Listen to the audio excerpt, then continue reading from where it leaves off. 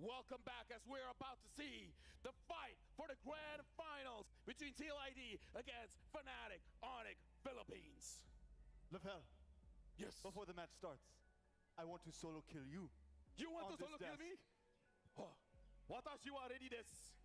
Any desk, anytime. Any desk, caster desk. Off cam. It's a bit smaller. It's a bit smaller. But yeah, first of all, we would like to say thank you to everyone. Your patience is amazing. We ran into some technical difficulties, but hopefully it's all settled now so that we can continue everything for all it's worth. And we even have a code here for you guys as a sign of apology. So make sure you guys get the QR code to grab your goodies for free. And again, we thank all of you for your patience. And now, I want to thank our panelists as well, because you guys have been giving me a lot of information throughout the day. But this match, I feel like we only can come in with speculation in game number 1. But after game number 1, though, we should have enough. That's my script. We have enough information to really talk about the key points to look out for. Because of Favian, we have to talk about the Favian and King Kong matchup here. We've seen them face off, right? I mean, even in SPS, they faced off, and Fnatic Onyx was the one to take down Tlid. That's actually where Super Prince got the Monster Mage nickname. So there's definitely a lot of legacy between both these teams. At a good point that Trex made, it's a lot of new faces. Yeah, definitely a lot of new faces. A lot of hungry new faces. Kelra's been around a long time. I mean, players on Fnop have been around for a bit, but this is still uncharted waters for them, right? And I love that you guys bring up some previous tournaments, because it's true, Tlid right now is technically on the lose streak, right? They haven't been able to really take down Fnop in a big series that mattered. So this is their chance, their final blow, because if either team at this point gets knocked down to the lower bracket, you got hungry Team Spirit, you got hungry SRG.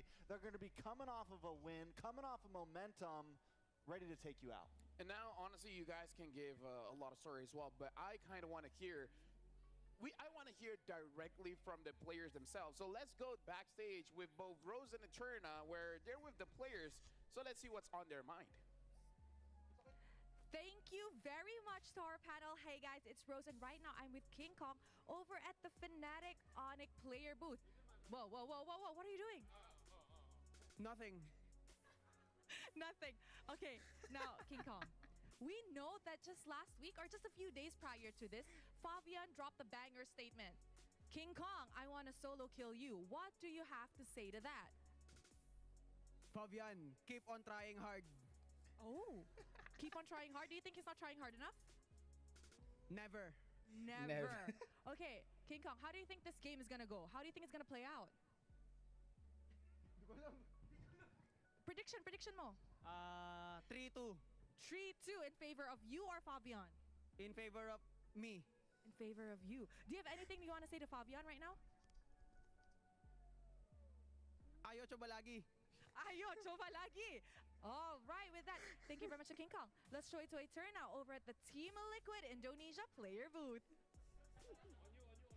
Thank you so much, Rose. We're here with Fabian. My name is Eterna once again. Fabian, are you going to take that? Are you going to take that? He said, you know, you can keep on trying. What do you think about that?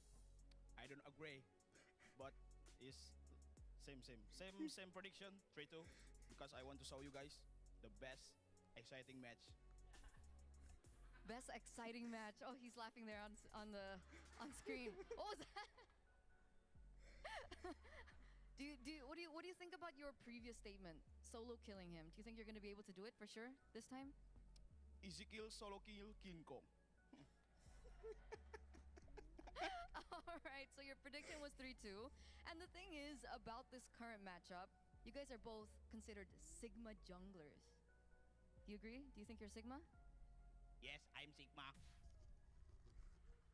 And if you're Sigma, you can mew really well. All right, so we're going to have a little bit of a mewing face-off between you and King Kong. Are you ready? Ready. That's pretty good. Let's see what King Kong has to say.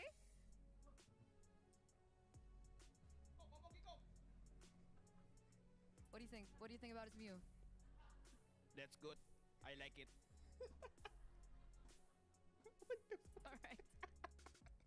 Yours was better though? What was that? Guys, I'm getting really confused here. I like it, but it's really confusing. So let's, we don't want to take up your time any longer. So do you have any messages that you want to relay on to the fans? To the Calvary, thank you for supporting us. Yeah, that's it. Okay, a man of few words. Thank you, Fabian. Good luck. All right, we're gonna throw it over back to the panel. Thank you, guys.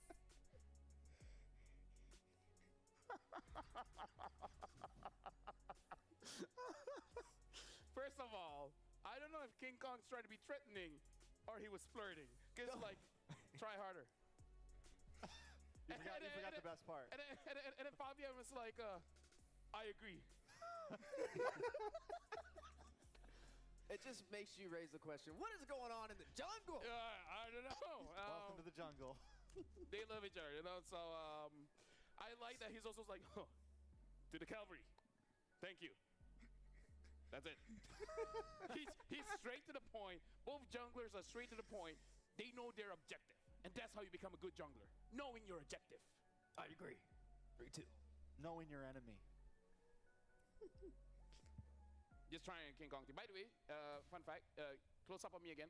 I can blink with both eyes, as in separate times. You can, I think everyone can do that. No, funnily enough, you would think that, but not everyone can do it. See, Trice can do it. Weezy, can you do it? Let's see. Because some people, they can't. They will do it at the same time. That's just called Blinking. No, yes, that's blinking. We were winking. I wonder if Eterna can do it. No, she likes Uranus, remember? What does that have to do with anything? Uranus players, they can't do it. Anyways, let's check out this match highlight video. Yes. We got something good in store for us. Well, yeah. Highlight video. Go. Ikaw ba? Ito ba masabi mo? Sa relationship natin? Ano lang, masabi ko, saan ako titingin sa kanila? Kahit sa akin. Hindi, sa kanila na lang, baka matawa ako eh.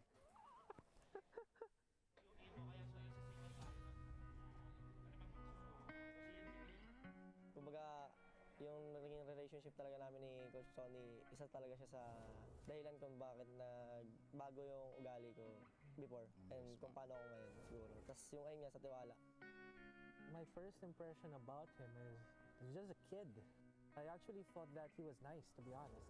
Integration takes MSC 2021. But it was kind of contradicting to what was seen on MPL during that time because he kept on trash talking everyone. He actually talked trash against us. 0 and 3 Omega, the Filipino Savage. First impression ko kay Coach Tony, parang mayabang. Tapos, ninasar kasi namin siya eh. Nung nasa extra ako, kami nila Etomax. Ninasar namin siya na kalbo kasi kalbo siya nun eh. Kaya parang, hindi pa ako masyado kasi nakikinig ng time na yun. Kaya parang, hindi ko siya masyado pa nakakausap ng time na yun. Sigaw nyo na malakas, loud and proud. Fight in 3. 1, 2, 3, fight! Oo, nakikita ko bilang tatay kasi parang may similarity sila ng daddy ko, si Papa. May similarity sila na parang nagagalit kasi sa akin si Papa. Siyempre, lahat naman nagagalit pag may maling ginagawa. Pero siya kasi, si Coach Tony, kaya ako nakikita kasi pag may mali ka, talagang pupupukin niya na dapat. It's Sonic time! Nung time na bago ako mag-Onyx, nung hindi ko pa nalalaman na mag-Onyx si Coach Tony, mag-ibang team talaga sana ako mapupunta. Hindi talaga dapat sa Onyx. Pero nung time na narinig ko na aalis na rin siya sa Omega, ay sa dati namin team, naalis na rin siya.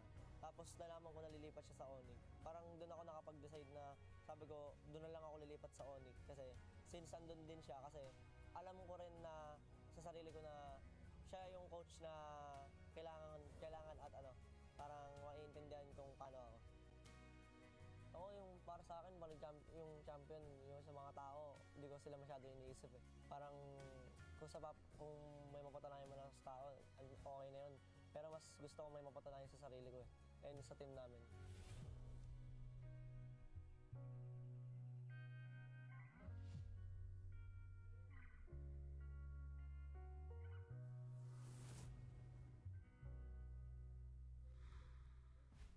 Now that was beautiful. A lot of bromance there. And I gotta say, Kelra has been through a journey where he had his villain arc, right? He was playing the role of a villain back in MPLPH, but now he has humbled down and he just wants to become a champion. Like we start to see the changes in Kelra as he's growing up, and now he's here today, golden standard, man, and he's looking very good.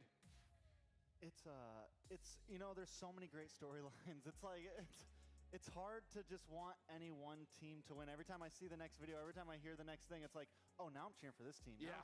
And it switches every day as we unpack more and more from each team. It makes this so much more exciting, but also so sad at the same time. Yeah, it's even funny, like, seeing the players talk about their predictions and how they think the series is going to go, and a lot of them say 3-2, right? And even Coach Why Not, he even mentioned they scrim with Indonesian teams all the time, so we definitely have a great series ahead of us. Oh, yeah, for sure. And right now, you know what? I feel like we've waited a long time already. I feel like we've been waiting the whole day. So now we're going to invite both teams, TLID as well as Fnatic on the Philippines, onto the M6 stage. The home of champions is where they are from. Through chemistry, they became a super family. Through will, there's no challenge they cannot overcome. Sonics, give it up for Fnatic, Onyx, Philippines!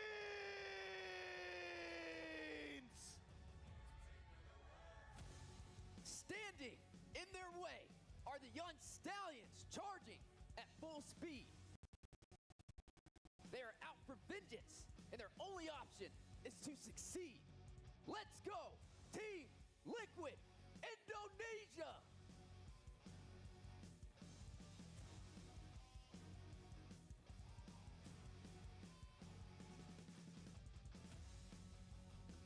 And now introducing the coaches for both teams. For Fnatic Onyx Philippines, Coach Wynot and Coach Hayes. From TLID, Coach St. DeLucas and Coach Face Hugger. And now we're proceeding with the fist bump for both teams, where both teams have said this will go all the way 3-2. Fabian says going TLID. But Fnatic Onyx Philippines, King Kong said it's going over for him. And now jumping into this matchup, we see the personality of both teams. And I kind of feel like they're very confident with each other, but at the same time, showing adequate respect by saying, I will beat you, but I know it won't be an easy game. Yeah, it's definitely going to be a challenge. I mean, we got to see them a little bit of a sneak peek face off during the Swiss stage, but it wasn't a best of 5, and we know how a best of 5 can be, especially this far up in M6, as we are seeing both of these teams get ready. Will it be a 3-2? Will it lead to fruition? Will the rumble in the jungle everybody's been waiting for be full of excitement? And now we were able to talk to the super family, Fnatic Onyx Philippines. Any messages you want to send to TLID on your rematch? And Kelra said, hey, Aaron Shiki, good luck to your game. Have fun. Smiley face. And then King Kong said, Fabian, wishing you a super duper advance. Try again next time. Ding, ding. That's the name of that emoji. Not bad. Hey, not bad. Was that your voice on that? Funny enough, I think it's Zorn's. Is it? Really? Hey, not bad? Wait, no, it's not Zorn. But Zorn is on the Gig Fam, one of the Gig Fam ones. But anyways, right now we got to look at the player head-to-head here. We got to talk about the jungle here because both of them showed, frankly, a lot of love. King Kong as well as Fabian, on paper, let me just tell you, is definitely King Kong favored. And I kind of feel like that's one of the reasons why Fabian says, I want to solo kill you. Yeah, I think there's an odom of respect there, right? There's an odom of, this is someone that I feel like if I take down, it means something for Fabian. You can see it in the stats. King Kong, whether you like it or not, whether you like him or not, he is a monster on the stage of M6 right now. Electrifying. One of the best here. I mean, just overall in terms of stats, he's a jungler that's not just playing utility, he's not just playing for objectives, he's playing for game-winning moments. And I mean, it shows all over the board. So if there's a challenge for Fabian, it is definitely King Kong. One thing to note, one of the rotations coming in from King Kong is that he will ignore the first hurdle. And what he does is he counter jungles, take away your buffs, and then contest for the second one. Definitely going to be something we're all looking forward to seeing.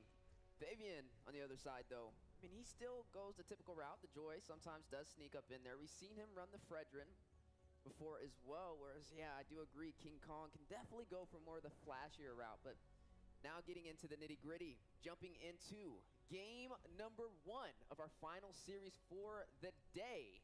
The Philippines up against Indonesia. Who will be able to reign supreme? Now we're looking at the bans on the board so far. Bruno's been banned out. Little textbook. A little different than what we've been seeing earlier today. The Joy has been taken off the table as well. Yeah, so we're looking at a possible Suyo up front, unless Fnop, I think, once you see the Joy ban, the thought immediately goes to, maybe we ban out Suyo here, but that problem then leads to the Hilda. That problem then leads to the Cho. But I personally believe that at least if you ban out the Suyo here, you get some trade up on the board. Can we start talking about the bans here? Because this feels very personalized by both teams. Heck, it's about what we've seen today. Joy ban, Bruno ban, Granger ban, and now the final ban is going to be that Jushin, so the Suyo will be up. I feel like both these teams are setting a new standard for the bans as we're going to Axiata Arena.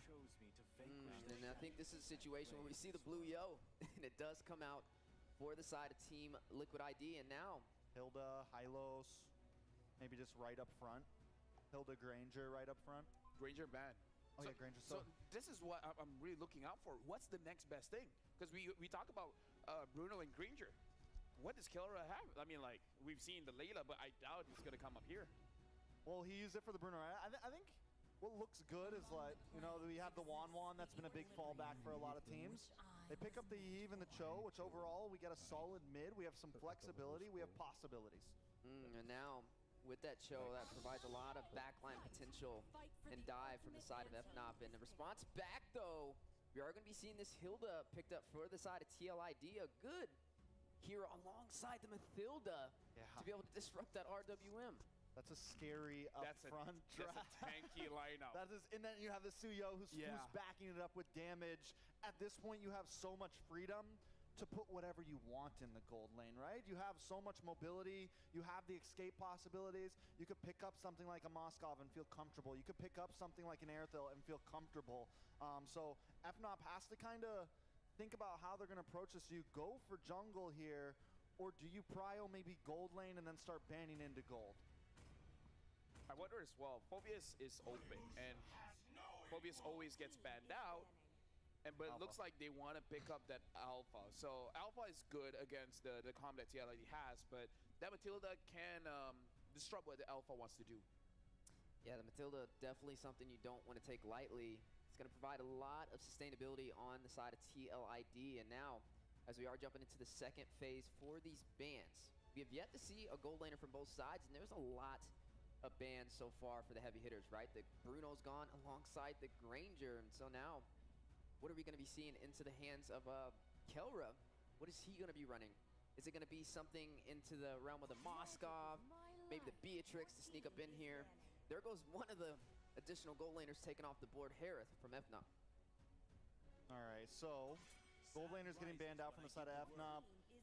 Roamers / EXPers getting banned out from the side of TLID. I do like the Alpha, like you said, Lafel does great against the Hilda, has that true damage, has that chip down.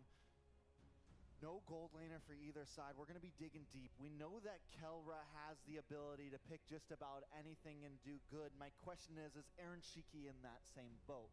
We've seen him do good on things like the Granger and the Bruno, but how deep does his pool go when it comes to just pulling something out, right? Maybe just fall back to the Natan. I mean, it has worked out for them for quite a while. That was the TLID, I mean, that was the MPLID signature right there. They were one of the regions that were heavily favoring Natan compared to others. Yeah, the Natan would definitely be a wise decision. With the Entropy, you can have a little bit of that survivability Farsa. work in your favor as well. There goes the Farsa, though, so... Sounds like a 1-1 pick. Like, once you ban on the Farsa, it does sound like a 1-1, like an Irrital kind of pick. And it can do well against the 1-1 can do well against the Hilda and everything, so... Valentina, possible pickup for the side of TLID as we are now finalizing the bans for both sides. We're seeing some great dive potential. You have the Cho, you have the Alpha, then you also have the range from the RWM from Fnop. 1-1's good, but it's a little risky now that I think about it, because Airthel plus Matilda, it's a lot of kite, it's a lot of ability to kite around, so Fnop may just push Kelwer to very last pick here. Pick up your XP. Hilo still open. Still a decent possibility for them to maybe put in the XP. Phobius as well. You have the dashes. You have that whole package that comes with it. They go for the Beatrix up front. So then we get counterplay. Otherwise, we still have flexibility whether we want to put this Cho in to Kirk's hands or in Brusco's hands. This is fully macro drafting coming in from Fnop. Having an early Malefic gun allows the Beatrix to attack from a distance, and having the Eve to open up the RWM makes it so that the Beatrix can have easy farm. So Fnop's draft looks like they want to play the map a little bit more. Yeah, and I'm expecting maybe, could still be a Valentina pickup here. I would say maybe an Aurora, but we are going to see that Moskov picked up from the side of TLID to go up against Kelra inside of the goal lane. It has good split push potential with the Spirit Destruction. You want to expect that element of surprise from TLID. All right, so final pick comes in. The Novaria. There's the big range that we've seen from TLID multiple times. Fnop now has the choice. We've seen Kirk play the Cho a few times. It's not uncommon for Fnop to flex this Cho into the EXP lane. Kirk plays great on it.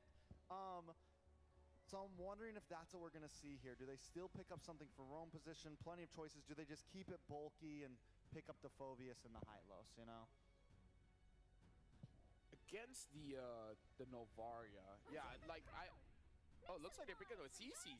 So CC makes it so that you can't actually go to the back line. If the CC gets a vengeance, it's going to be pretty hard for the Moskov to free hit. That's a pretty good pick. And again, FNOP looking like they want to play the map. Where TLID, come on, Brawl server, it does look like they want to fight for this matchup. Thank you very much to our panelists, Leo and Mirko. I hope you guys are ready because it's your turn for this best of 5. The Super Fam collides with the Young Stallions. Leo and Mirko here at your service, bringing you this champion versus champion spectacle. The final bout for tonight's match, the upper bracket finals, a best of 5. Winner here not only gets their own, they've technically already secured Axiata, but grand finals. That's what they're fighting for here. The champions of the Philippines versus the champion of MPL ID. The Novaria pick versus the CC. It's not the double poke strat we've seen from Team Liquid ID. It's a rendition on that. But what's really making alarms go off in my head as we go into the battlefield, Claude and Dexter watching from above, is the fact that Aran got his Hilda, his signature pick.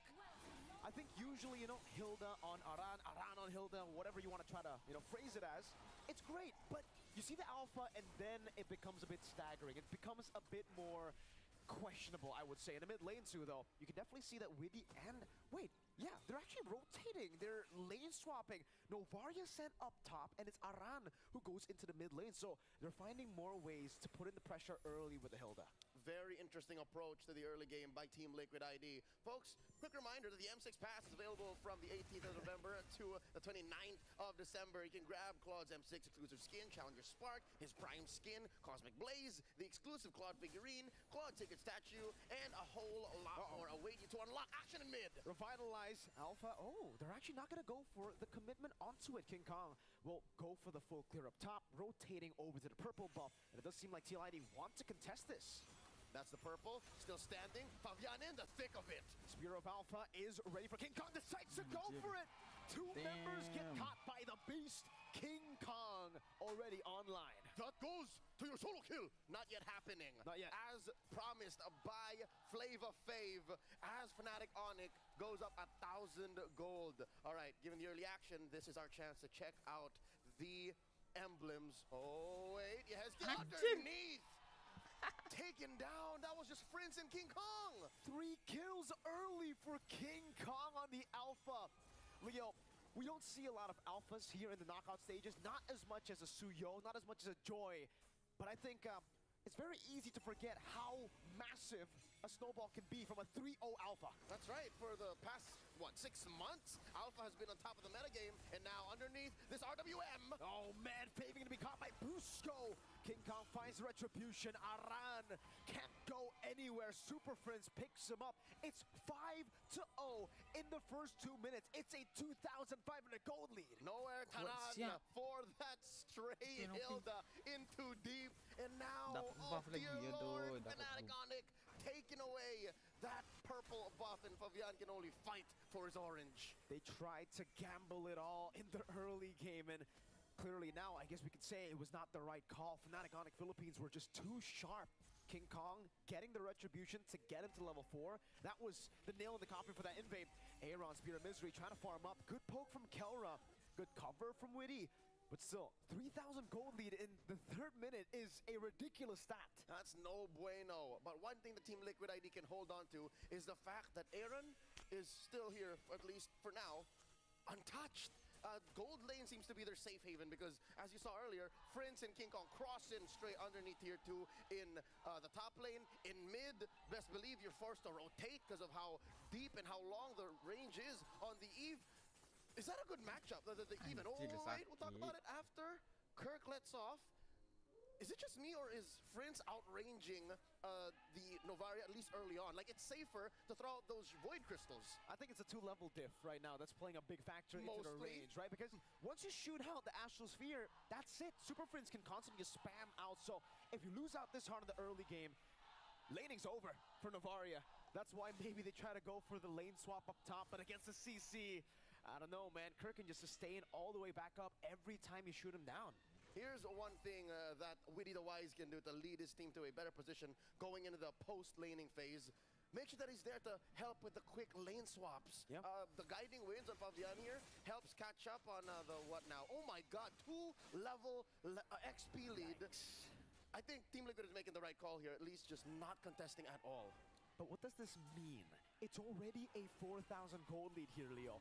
If King Kong can get the turtle for free, no contest whatsoever, that's already a 2-level lead. He's gonna go for the purple buff next. He's gonna retreat it, taking it away. This could be a 3-level lead very, very soon. The Usurper is starved right now. Currently, that is the Suyo on Fabian. Just forced down the bottom, and now the fight breaks out in mid. Way of the Dragon, Super Prince still holding on to the real world manipulation, pops it down, Aaron trying to dodge, but Super Prince takes him down. Witty, the Wise, trying to escape, will be able to do so, but look at this cut. They're sending Kelra to cut the waves in the bottom lane. Kelra just shoots one Renner Apathy away, trying to get someone. Witty recalled early there, so he will not, oh no, yes, kill. Brusco is just on him. He might actually even get that solo almost there. And Yehezkiel is forced back, flickering defensively. That was a rotation from mid that ended up in bot. That will lead to 2 pushes, top and bottom. Fnatic Onic just trampling through the cavalry. Aaron Shiki, though, again, currently has just 1 death, and he is on top of his team's gold rankings, but that puts him just on top of Brusco, just barely. That's how bad it is. And there's a kick. Into the Bennett's rage and the slashes of King Kong. If you thought Aran could maybe survive, there's a 1% chance. That Spear of Alpha dragged him all the way back to where he can escape. And it looks like it's inevitable for Fnatic Onic to take this win. Is this not the fastest 7K gold lead we've seen in a while? Yeah. At least in knockouts. 5 minutes, 7,000 gold lead. Kirk, I don't even know if they can threaten this kill. Vengeance already used up. They're trying to go in. Kirk is just healing. Witty doesn't deal enough damage, and Kirk is styling on him. Brusco with the flanks, trying to... No, he just stands there and he zones everybody away. King Kong, that is another purple buff to him. Oh, man. Free reign for Fnatic Onic all across the board. Approaching the 9K gold lead at 6.5 minutes. They're just picking objectives and saying that's what we're going for with very little in the way. Liquid ID are now trapped in... Oh, what? What? Okay, Damn. that's something. That's something. Ay, Aaron Dirk, Shiki, amazing steal. Punish him. Oh, Spear of Misery onto 2.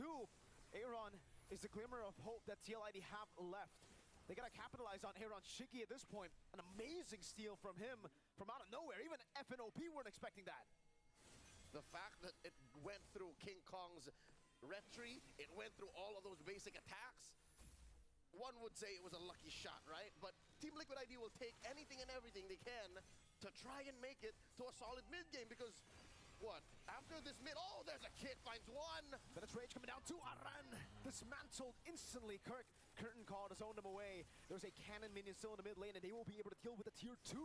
Now it's onto the base turret. Holy Defense still kept intact by Team Liquid ID. But there's another wave coming down. And there's a big fat one brought in by Kirk up top as well. And look at that. Even before 8 minutes, all you have left are your inhibitors. We haven't seen Team Liquid ID played this way and ran up like this ever. Yeah, I think that's fair to say. 2,000 goal lead, by the way, for both Kelra and King Kong. That's the goal difference between the jungler and the goal laner. Those are the two main carries.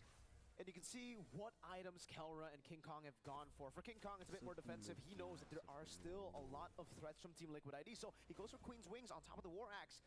And for Kelra, Melphic Gun, BOD, building up for the Haas Claws, I believe, there next. So a lot of sustain.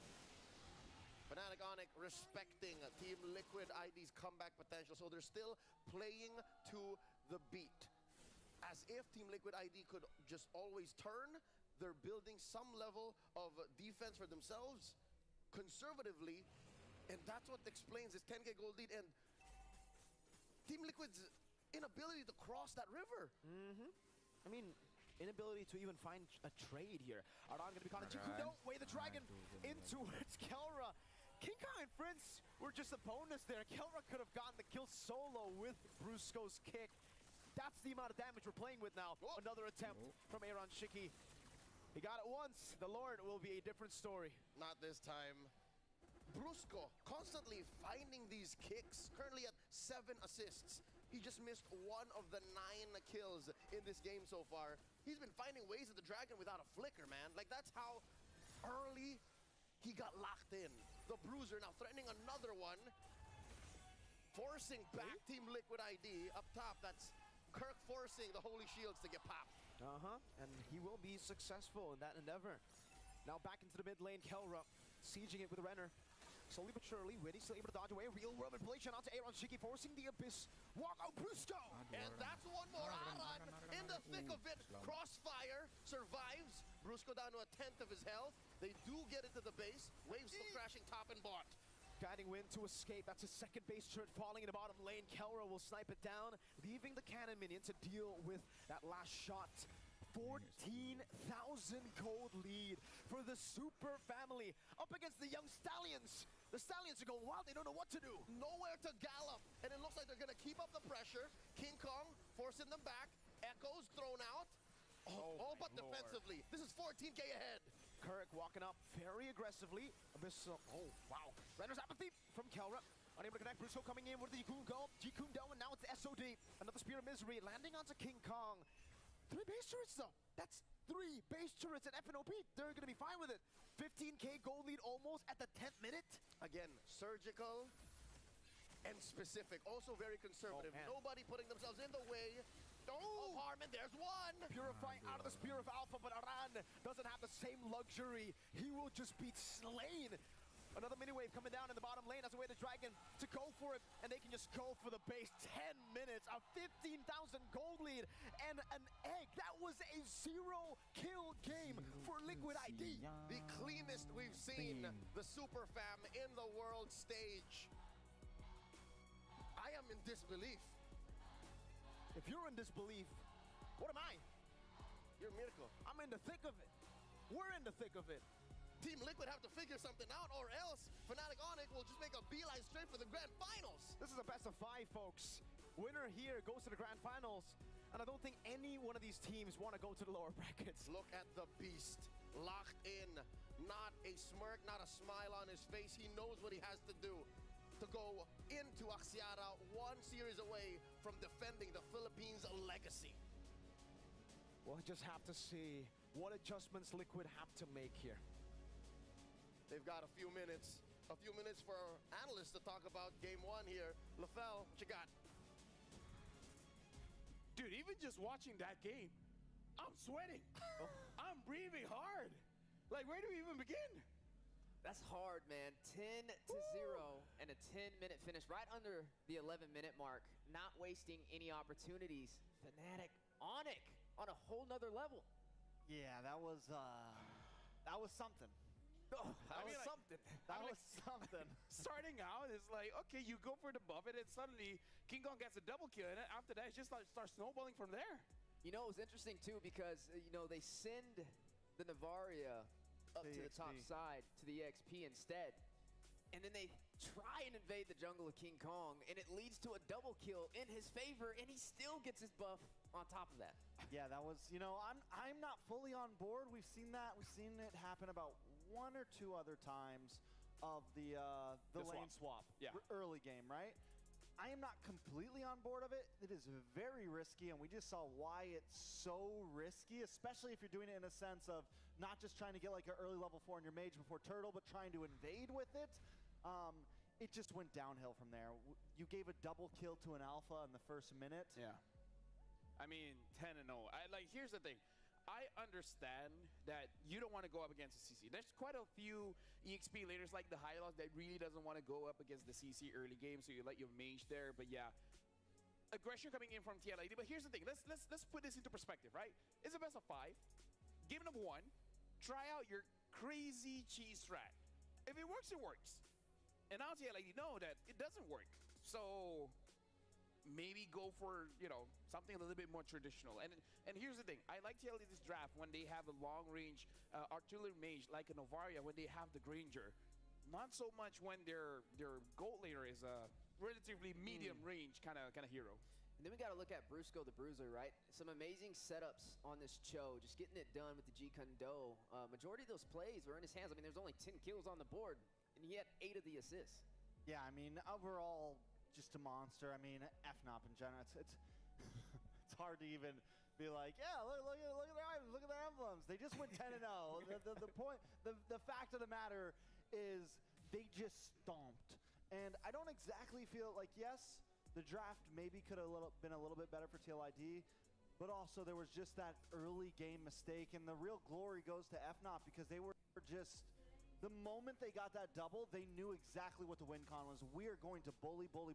They went straight to EXP lane, went and got a kill on Yehez's kill, turned him into the Ghost of Jakarta, and then just from there on, it was just a roll. And Leo was saying it during the game is they put their eyes on objective, they take it. They put their eyes on a buff, they take it. Whether it's your buff, our buff, doesn't matter. We're taking it.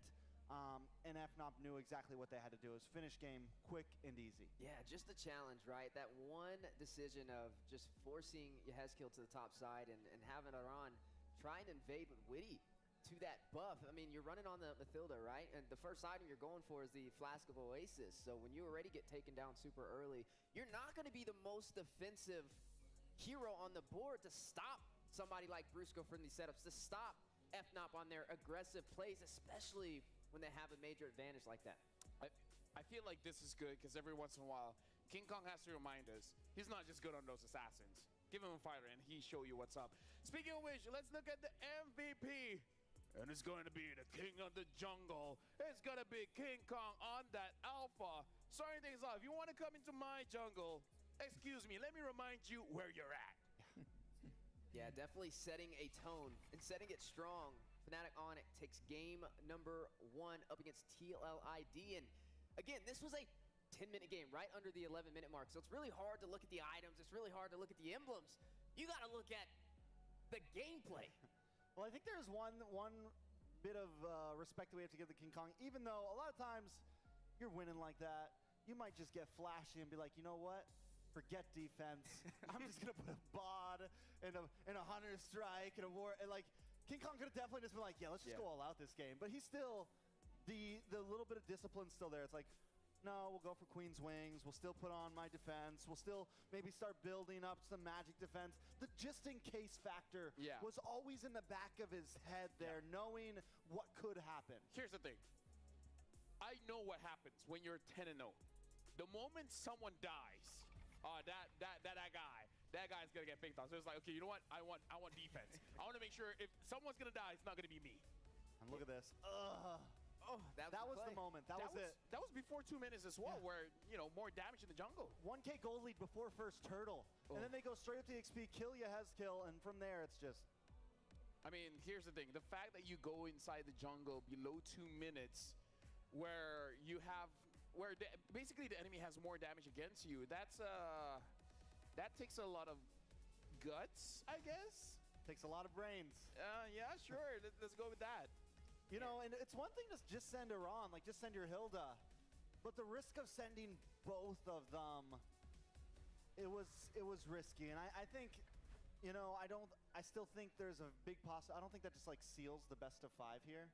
You know, it doesn't just mean that like, hopefully TLID goes, okay, that was a mistake. Okay, guys. We tried to go all in. Maybe we like tried. pull it back a little bit. Pull back a little bit. Speaking of which, we'd like to say thank you very much to Hello Panda. Fuel your game with Hello Panda, where crunchy biscuits filled with creamy chocolate or strawberry, the ultimate snack to keep you energized and to stop you from invading the jungle before 2 minutes. Or just send your Hilda. One guy is enough. Gotta put some respect in the jungle for sure. I mean, man, King Kong.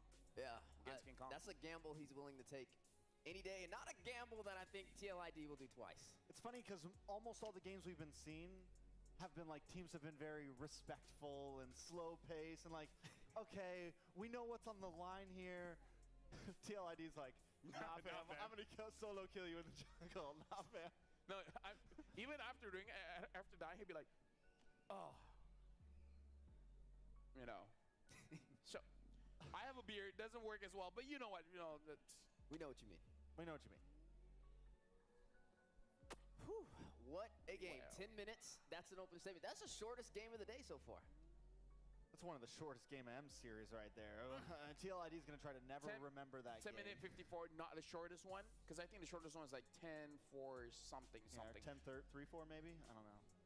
Etc. Etc. 10 something. What's a matter of seconds? And now, 10-4-3. That's the shortest. You got a good memory. Yeah, you know what? That was all me, baby. All me. Definitely not prod. Right now, let's move on, right? Because before going into game number 2, let's talk about this first. I'm still waiting for the graphic, by the way. Here we go. Rematch of rivals. So, Philippines versus Indonesia throughout M series. This is just the M series. 68 games have been played so far. 40 games won by the Philippines, 28 by Indonesia. In terms of matches, they've played 22 matches and 14 of them were won by the Philippines and 8 by Indonesia. So, by my calculation, Philippines has one more. Yeah. Philippines is up right now. That's fair to say. And it's going to be a while until Indonesia matches the score, honestly. Winning M6 would be, you know, a good step. A very good step. Yeah. But yeah, let's talk about this. This has shown historically Philippines have understand how to deal with aggression, because that's the biggest thing about Indonesia is that they know how to play aggressive, they know how to force fights. And teams from the Philippines, they understand how Indonesians want to force fights and then play around it. And so far, we've seen invade jungle below the second minute. It's like, okay, this is a forced aggression. Now, what have we learned, boys? Wait for them to use the skills and then go in. That's exactly what King Kong did. Yeah, he pretty much said, this is not the brawl server. Yeah. Stop that right now. Yeah. This is M6. It's in Malaysia, the easy server. The medium server. Medium server. Of course. I gotta keep outdated. I gotta keep outdated. But stay updated. So TLID, if they want to go up against FNOP, they need to do something that FNOP does not expect. They need Fabian to instead go for the solo kill. He's like, no, I will protect my friend. You try kill my friend Eren Shiki. I'm there like, what? Blocks it. Yeah, I think they definitely need to take it slow in the beginning, right? Slow things down a little bit. Yeah, when you go with Witty and you go with something that's more in the support realm, you definitely want to have a little bit more of a slower pace, right? You want to get that flash of Oasis, you want to get those heals on point, and you definitely want to take the gamble of being picked off super early. As now we have the duel of the mid laners. Mid lane maestros. Mid lane maestros. You know what a maestro is, LaFell? It's the guy that is very good with music, right? It's like a composer. Right, yeah. exactly. The composer of the mid lanes. We have the Ghost of Jakarta going up against the monster mid laner Super Friend. So yeah, honestly, I'm waiting for that matchup. But so far, game number 1, it's pretty one-sided. I want to see how game number 2. Ezekiel has been showing interesting picks, mostly long-range heroes. Whereas Super Friends, I would say a little bit more utility here and there. He's shown the Lu Yi, he's shown the Eve, and etc. So, duel of the mid lane maestros. really depends on how this best of 5 turns out because, yeah, game number 1 goes over to Fnatic on the Philippines, but who's to say TLID can come back? So far today, all the games have been 3-1. They have all been 3-1, and yeah. I'm just keeping score. Just keeping score. Now, yeah, the battle of the mid laners, that's an interesting topic because Yeheskiel, right? They call him the ghost for a reason, right? Yeah. He doesn't die too often. He plays the backline mages that don't have to be really too up close and personal, but we see some teams try and challenge that, right? And when he has to go a little bit closer, sometimes it's a little bit of a struggle. And maybe that's something that Fnatic Onyx Philippines can lean in on for game number 2. If he really wants to be a ghost, he has to pick up the Faramis. Yeah, then he'd literally be the ghost of Jakarta. Ooh. I think at this point, Fnop doesn't have to think too much about this, right? I mean, we don't get too much information out of that first game, right? So at this point, I think both teams are coming into game 2. I think TLID's coming into game 2 like, okay, we made some mistakes. Let's redo this. Let's restart. They got a game on us, you know. Even in terms of draft, I don't think there's that much that has to change, which is also kind of bad for TLID because they don't really know whether their draft was bad or whether they just made a huge mistake. Anyways, we asked Aaron Shiki, any messages to Kelra? He said, just good luck. And then we're like, that's it? No taunts? And it's like, no, maybe I'll taunt if I win in the grand finals. I don't want to taunt because I'm in another country. I want to show my respect. But if he does win, he'd be like, bleh. It's a lot different than the junglers, right? You get to see King Kong, you get to see Fabian, a lot of facial expressions, a lot of taunting on the head-to-head matchups, but definitely a little bit different for Aaron Shiki. Well, you also have to think, you know, a lot of TLID grew up, you know, they're all rookies. They've been dreaming of being on a stage like this, watching players like Kelra play, you know, watching these people play and be what they kind of want to be. So I think for a lot of TLID, it's a big step to be able to take down a player like Kelra, right? This is interesting. Looking at the player head-to-head, they're much closer than you think. Kelra, by the way, amazing KDA, 12.4, what the heck. But look at Aaron Shiki, 9.5. But the more impressive thing is Aaron Shiki actually gets more gold per minute than Kelra. That's insane. That's crazy. That's local. That's bonkers. It's greater than ever. Sigma fam. Skibbity. That's very scribbity. No. Yeah. Keep going. One more. Leo's not here. He would know more things to say. He's younger than me. Time to take the field. All right. Into the draft we go. Game number 2, a fast finish for Fnatic Onyx for game number 1. How does TLID respond here? They don't invade in the first 2 minutes.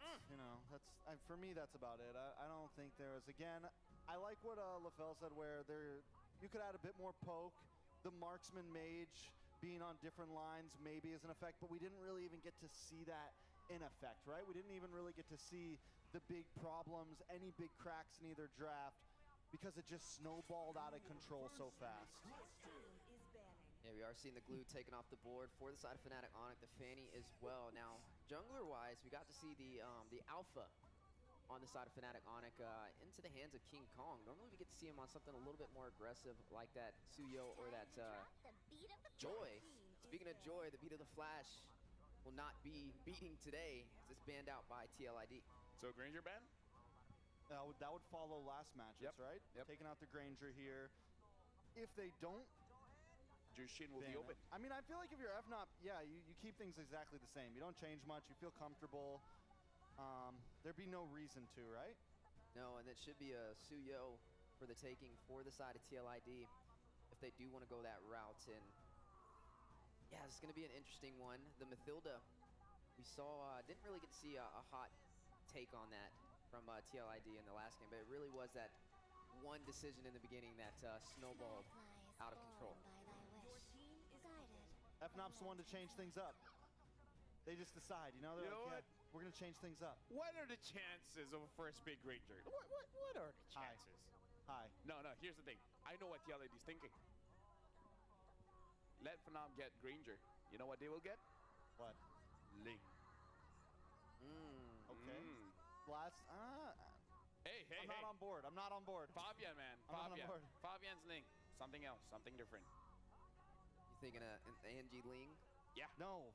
Yeah. That's what they like. No, we're digressing now at that point. They take the Suyo. They're going to give Kelra the Granger. But honestly, Fnop hasn't been known. They don't really rush the marksman pick ever, honestly. They're very comfortable with like, Granger's open, yeah, whatever. Like, I'll fight it with the lead. Yeah, doesn't matter. Yeah, but now the Cho is up for the grabs for Fnop and could be a wise decision. They do want to pick that up here. You are going to go ahead and see Never that Cho mind. from Brusco. And there goes Kelra on the Granger. Granger's kind of good. Let's pick it up. And then he'll pick up the Eve as well as the Hilda. Now, will this Hilda invade after 2 minutes? Maybe 2 minutes and a half. Maybe Hopefully. after later. the turtle. After the turtle. Or just leave it in the XP lane, you know? Put it in the XP lane. As long as they're not going up against something like a CC, I guess it's fine. This will be interesting. Technically, the Mathilda could be picked up here from Fnop as well. I mean, it would showcase, it would kind of put your cards up front though, so maybe not the decision they want to go, but it could be an answer, especially with that Eve on the other side of the board. So right now, yeah, I definitely don't think the move is the invasion before 2 minutes. I think playing a little bit more standardized, taking a safer approach should be the method from TLID for game number 2. I'm just still on. My big thing is like, why did Coach Why not? Frederick. Frederick pick. Finally. This means that this is going to be a Kelra game, by the way.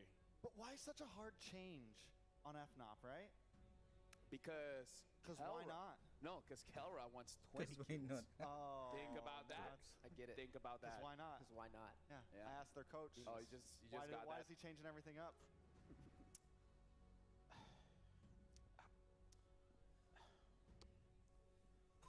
If you guys can't tell, I'm pretty disappointed, but it's whatever. It's whatever. Harris banned on the side of Coach Why Not. St. DeLucas bans out the Matilda. So you said it's a Kelra game. Yep. It's all on Kelra. I mean, like if you have a jungler like the Frederick, it's really about setting up for your either mid laner or a gold laner. Because so far we've seen Frederick pick up when you have a Bruno, maybe even a Sicilian, right? So we do have to see. It's very often that you have two carries whenever you're picking up Frederick. So yeah, the mid lane could be a carry as well. Now we got to see what's going to be put in the gold lane for TLID. Taking that Moskov off the table. You already got the Granger into the hands of Kelra. Maybe the Beatrix may slip up in here, or possibly even the Natan for survivability, especially having Brusco on this Cho. We know he likes to dive. We know he likes to play very aggressive, especially from game number 1. I'm excited to see how this Fred goes up against the Suyo. And again, there's always the possibility too that this Fred could get swapped over to the XP lane. We did see it a little bit yesterday. That is not completely out of the book at all. And I guess Frederick actually does do quite well against the Hilda. Not really like winning it out, but more like keeping the Hilda in lane. Not allowing the Hilda to roam around. And it's going to help out in when you get into those big fights. It's still going to supply the same thing that a jungle Fred would supply in terms of zoning, in terms of taunting, being able to maybe slow down the Suyo just a little bit during that Lord Pit fight by Kelra, a couple extra shots in. But now we're back to picks. Fnop on the gun right now. Mid laner? There goes. I was going to say the Farza. So they're going to C range and Dill range. Going to match this Eve's momentum. So a lot of artillery on the board for both sides as we are going to be getting ready for this game. And one final pick for the side of Fnop. Now, looking at TLID, you have the Hilda, right? You can get to the back line. You have the control from the RWM. And you have a pretty decent jungler with the Suyo. What are we thinking in the gold lane? I'm worried because Beatrix and Natan are the ones you want to fight against the Granger, but then Farsa closes it up, right? Like, even if you try to fight range with the Granger, you're going to have to deal with the Farsa, and that makes it very difficult. Going up against Farsa, you kind of want to use picks like the Claude, but we've seen Claude's damage is really not enough. 1-1 here. Even 1-1 honestly is quite dangerous against Farsa. Most marksmen. Every marksman has trouble against Farsa. Irrital is good though. Irrital is good though. There's the chip though. I mean, like I said, the Claude, so far, Claude hasn't been really doing a lot of damage. That's a wild card pick, the chip. You know, at any point it could turn everything around, right? It's one of those picks that can be a game saver, you know? It gives them the element of surprise for TLID, which can definitely be There's something the they can flat. lean in on. Oh! It's a good thing Gideon isn't here. Gideon does not like Uranus. Uranus. Oh! Turna's happy right now. Turna's happy. She's cheering. dancing in the Talon room. Oh, she's backflipping. Oh, man. You know what? Let's backflip over to the caster desk. In 1, 2, 3. Hiya! That is the 77th unique hero in M6. Calling in for game number 2 in this best of 5. Leon Mirko at your service. Is this not one of those responses that came out of Team Indonesia when they played at IESF WEC 24 this year? Yeah, we've seen the Uranus before as well, but hey, man. Yeah, we're lucky Gideon's not here. He'd be mauling at this Uranus pick. The chip, though, and the Claude, we've seen the Claude. We've seen the chip here, Leo. The Claude on the hands of King Skylar. Against the Granger and Farsa, this is the same combination, and it did not work. It's a very interesting approach to drafting. Rarely do we see Shane De Lucas give his players, Haze Hugger, give their players this kind of lineup that ends up with so much utility, but the wrong kind of damage profile. I think you're right. TLID might just call in for shortcuts, and then the job just wouldn't be done. To be fair, though, if we're talking about the shortcut and the chip, if there's one roamer in Indonesia I trust with the chip, it has to be Witty the Wise. That's because this is what we call a witty party, right? Ain't no party like a witty party. Ain't no Coming party like a through. witty party. But think about this. The only real good targets are if some way, somehow, Witty the Wise finds Kelra or Frince. Any other would be a non-starter. Yeah, it would definitely be very difficult. You can already see here early on at least a bit of difference. TLID, like LaFell said, not invading in the first 2 minutes, respecting it for now. They know how hard it is for a friend. Oh, what happened there, Yeskio? It looked like he was winning out the trade, and then now, I guess Super Friends got a combo in. Up top, though, this matchup, Uranus versus Hilda. How does that work? The Uranus wins about 9 out of 10 times. Like, he just stands there and forces the Hilda back underneath their turret or like back into a bush, and then you just get stacked so that Ionic Edge on. No, Weedy's in trouble. Revitalize. Here's the Bracer's Wrath! King Kong with a big bonk. Nowhere to go for Weedy but down. He did click his Revitalize, and now Kirk, same story. Revitalize, already used that by Kirk as well. This time, though, there's Brusco to help him. Aran walking forward. Uh-oh. King Kong walking in. Revitalize here. Luckily, no bonk from King Kong. So Aran can get away, but still, it's a win for FNOP early on. Great use of the energy eruption. A lot of frontliners for Team Liquid ID, but now the story still, I'm worried about them is their damage profile. Oh, the damage from King Kong's returns. 2v2. That's a tough party to start. Now comes Weedy. Okay, he has killed 2. King Kong gonna be very low. Great Jikudo. RWM onto King Kong. That's a kill back. Feather airstrike used up by Super Prince. Gotta respect it as Rod walks in forward. Over to Brusco. Kirk walking up as well. Weedy with the Crash Corso. Power of Wilderness from Maran. Now Super Prince not caught in the stun. It is the cruise damage. Almost taking him down. Kirk here in the middle of the crossfire. 4v1. Gets out of there.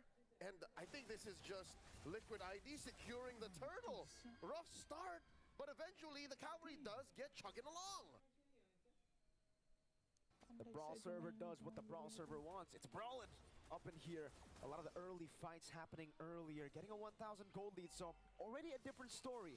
But for FNOP, as long as Kelra and Fritz stay untouched, it should still be a-okay. And that is currently what Team Liquid ID might be trying to fix. Yep. They put a lot of pressure on the Kirk, not having any of it. A lot of pressure on King Kong. He's a utility jungler. He's used to this. He's supposed to be doing this. What can Liquid ID do to put some pressure on the gold standard? How can they force Super Friends to pop the Feathered Airstrike early to make that a less than ideal approach into Widdy's crash course into the shortcut, because we haven't really seen it. He turned level 4 like 30 seconds, a minute ago. Here's a start. Brusco trying to catch Aaron Chicky. He has the BMI defensively placed back very far away, so he's always able to tap that. But you can see FNOP are playing it well, man. Every single time TLID force something out, there's always a great response over. And that 1,000 gold lead is gone. Brusco, Jikundo, Wade the Dragon. Witty with a revitalized Aaron Shiki with a blazing duet. And now Witty looking to start it up. Not gonna happen. No shortcut coming through. Eventually, the delayed approach. Kirk comes through with a revitalize of its own. Aran in trouble. Isolated, revitalized, big bonk. Coming down, Aran still able to survive in the push. RWM over to Kirk. Now he's gonna be taken very low. BMI forward. A Purify out with a feather airstrike. Aaron Shiki. BMIing again to safety, and it becomes, what, a 1-for-1 in the end? The circle to the square. We're at the point where in early game, damage profiles for both aren't there quite yet. So it's the early game chunkiness of Team Liquid and Fnatic Onyx lack of items just yet that's making these fights lead to nothing. Trades that have no real openings, no conversions. 300 gold, that's where we found Team Liquid ID when this fight started. Now they're looking for a play. Weedy here in control of the river brush.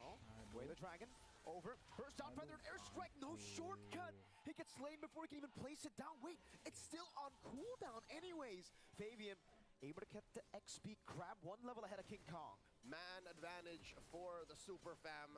3v4. Current numbers don't favor the cavalry. Look at Fabian. Oh, putting Kirk down to a 10th of his health. Fabian wants to go in. Great taunt over from King Kong. Fabian goes in, but King Kong wins out the retreat battle. Brusco comes in with Jikundo, able to knock him up into the Appraiser's Wrath. King Kong with another bonk on Fabian. Shortcut to here we go. Aaron Shiki coming down, blazing duets. The Weedy Party leads to the Beast getting slain. Now they send Fnatic on attacking. Way of the Dragon over to Aaron Shiki to revitalize. Doesn't help him enough. Kirk spins around and gets the kill. Now it's Witty. Next to the chopping block. Super Prince getting that kill. They got oiled up for nothing. Slipped on their own plans. Fnatic Onyx PH punishing Team Liquid ID for brawling too hard. Too much brawl, and FNOP know exactly how to deal with it.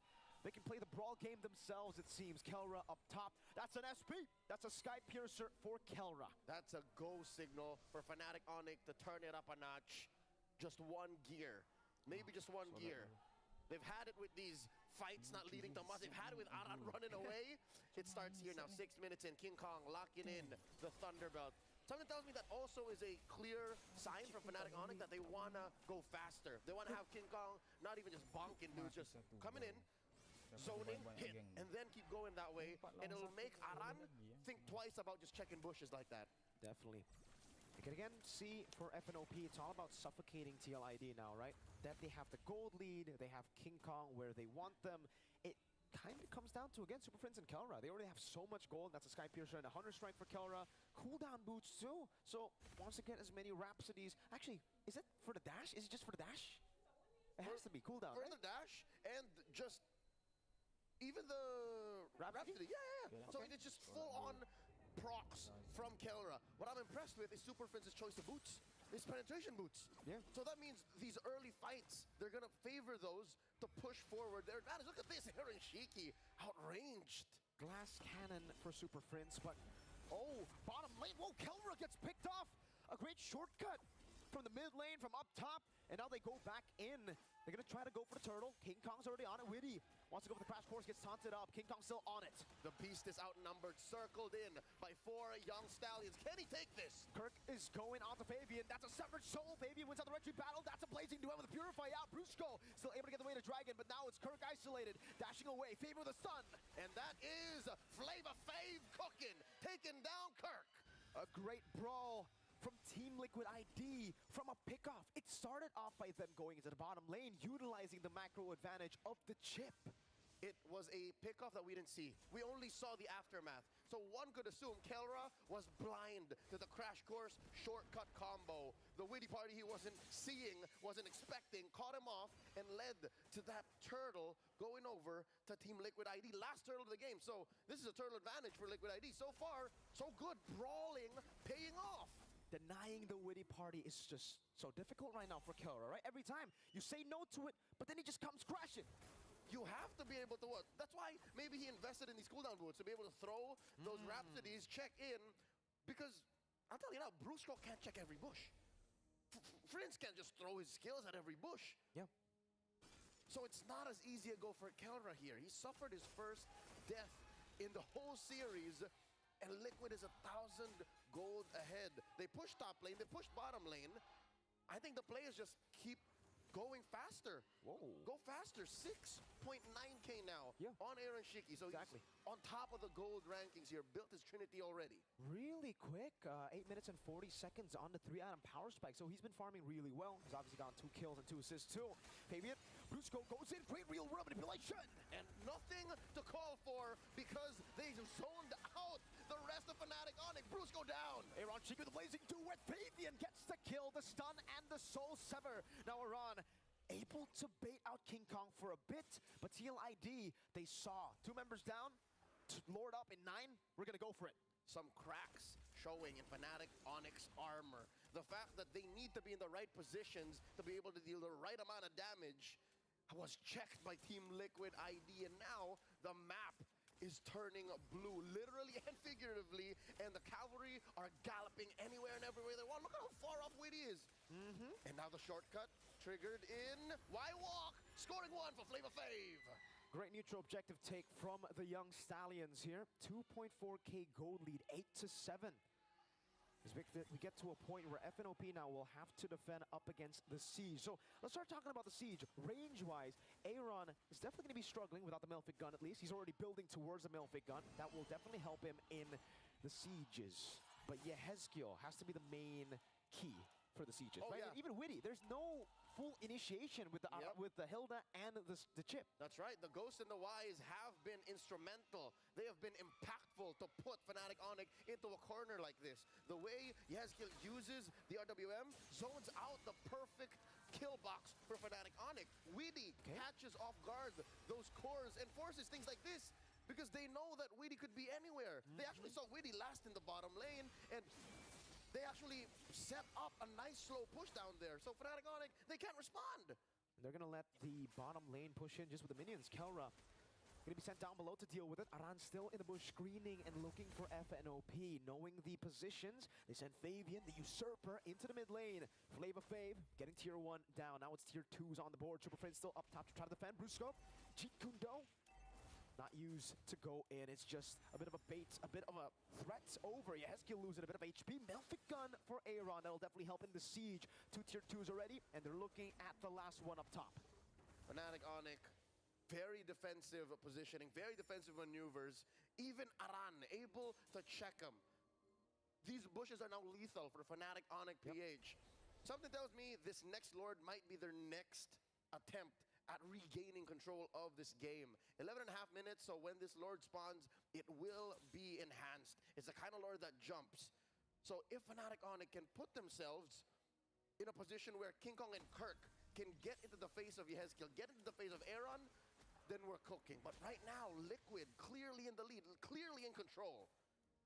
They're definitely trying their best as well to utilize this lead to get as much tempo on the map. Again, Fnop, they're doing a good job too at retaliating, I would say, to the tempo of TLID. They know that Witty could be anywhere, like you said, so they're grouping up as much as possible, letting King Kong open up, Brusco too, and playing it really safe for Kelra and Fritz. Yeah, all the more these battle spells matter for Fnatic. Those battle spells, each one equaling to a kill, each one equaling to a trade that they can watch out for. 30 more seconds.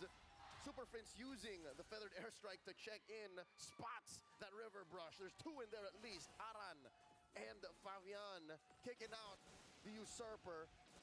Fnatic Onyx can't cross the river, man. That's how dangerous it is. It's very dangerous with a chip.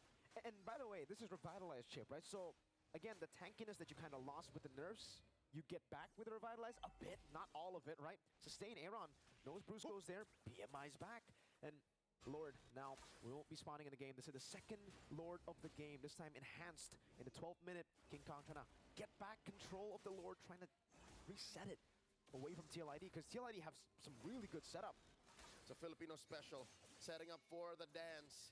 How does Fnatic quell this engagement? Because even without a flicker, the engage on Witty and his shortcut is real. The threat, the fight begins. Wait, the dragon over to Aran, pops in revitalized, blazing duet coming down as well from Aaron Shiki earlier. Kara getting rid of him. Appraiser's Wrath used up already. It's a 1-for-1. Brusco for Aran. Now both teams will reset the Lord. Not going to be taken, no commitment just yet, but it is very low. Ooh, Lord down to 1/10 of its health. King Kong and Fabian coming through. Sonata almost got him. Aaron Shiki on it. King Kong gonna be melted down by Aaron Shiki. Now it's Keller with the Rhapsody onto it. Fabian, Soul Sever, and the Retribution to secure the enhanced lore. And Team Liquid, they tangoed to the winning team fight. From endless nights of rank game grinding to the upper bracket finals, Fabian and the untouchable Aaron Shiki tag team Fnatic Onyx for that second Lord here. 14 minutes in, all the lanes are slowly going to turn blue.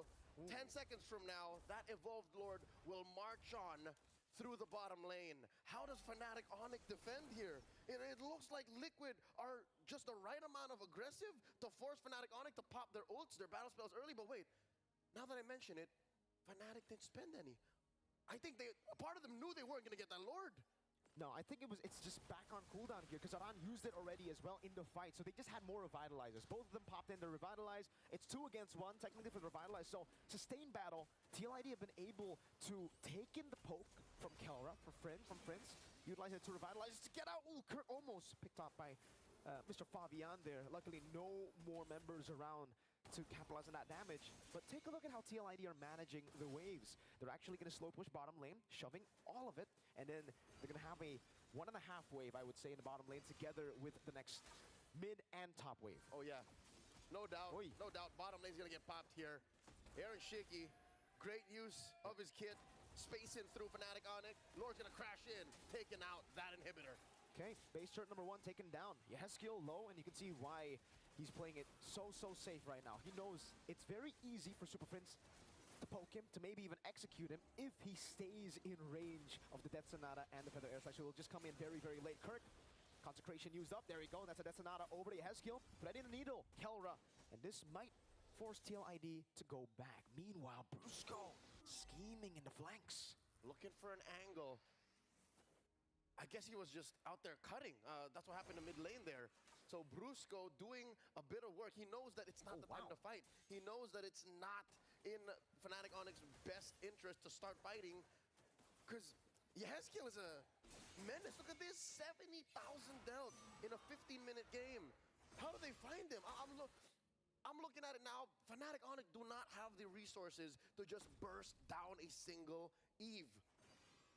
It's all the consistent damage, I would say, right? It's DPS, slowly but surely poking your opponents. And though I would say when it comes to the range battle, Prince should have an advantage, it's just burst. You use the Feather Airstrike, it's going to be a long cooldown on it. Meanwhile, for Yehezkiel, it's constant Void Blast, constant slows, the glowing wand procs over and over again. Even the Crystal can check where Brusco is. Yeah. And once Brusco finds you, you see a shadow of a Cho, you flicker away in the other direction, drop your ult. Exactly. And that's what Team Liquid has been doing in the past 15 minutes. Lord spawns lower quarter here. Luckily for Fnatic Onyx, that is where the damage has been dealt. That is where they got penetrated. Ooh. And it looks like they might go for a play. Look at this blitz by TLID. Brusco going in. Oh, real room inflation used up already. Weedy in the flanks right now. Goes in for the conceal as well. King Kong going to be able to spot him as Kirk goes in for the chase. Aran still zoning him away. TLID will decide to back away. That's another airstrike over Aran. Aaron Shiki diving in with a nature of Kelra. He does commit with the ult that resets the Lord. Now Weedy goes in with a shortcut. Fabian's still there. Revitalized for a Weedy. Some health bars already very low for Fnop. Kirk taking a lot of damage again. Kelra, Kirk, and Brusco are all a quarter of his HP. Brusco jumps in. Fabian claims the Lord. That's an immortality already popped already. And Brusco will be slain. That's a killing spree for both Fabian and Aaron Shiki. Kelra kiting away, slowed down with the Wishing Lantern by Yehezkiel. There's no need for more from Liquid ID. It was a revitalize that Weedy did. Everyone was already in range. The shortcut slowly becoming overkill for Liquid. Approaching the 10k gold lead, Aaron Shiki selling his Wind of Nature, now picking up a winner crown. It was the right amount of firepower. One would say maybe it was too early, but it was enough to put down Brusco and Kirk low enough.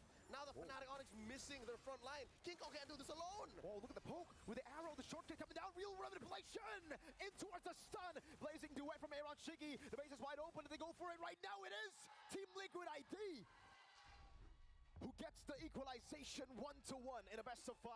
Now we have a ball game. The champions of MPLID swing back. Now Fnatic Onyx have to respect the fact that game 1 was perfect, yes, but this series just got started. It looked like with game 1, there were levels apart. Game 2, Liquid ID looked up top, climbed back, and dragged Fnop to their level.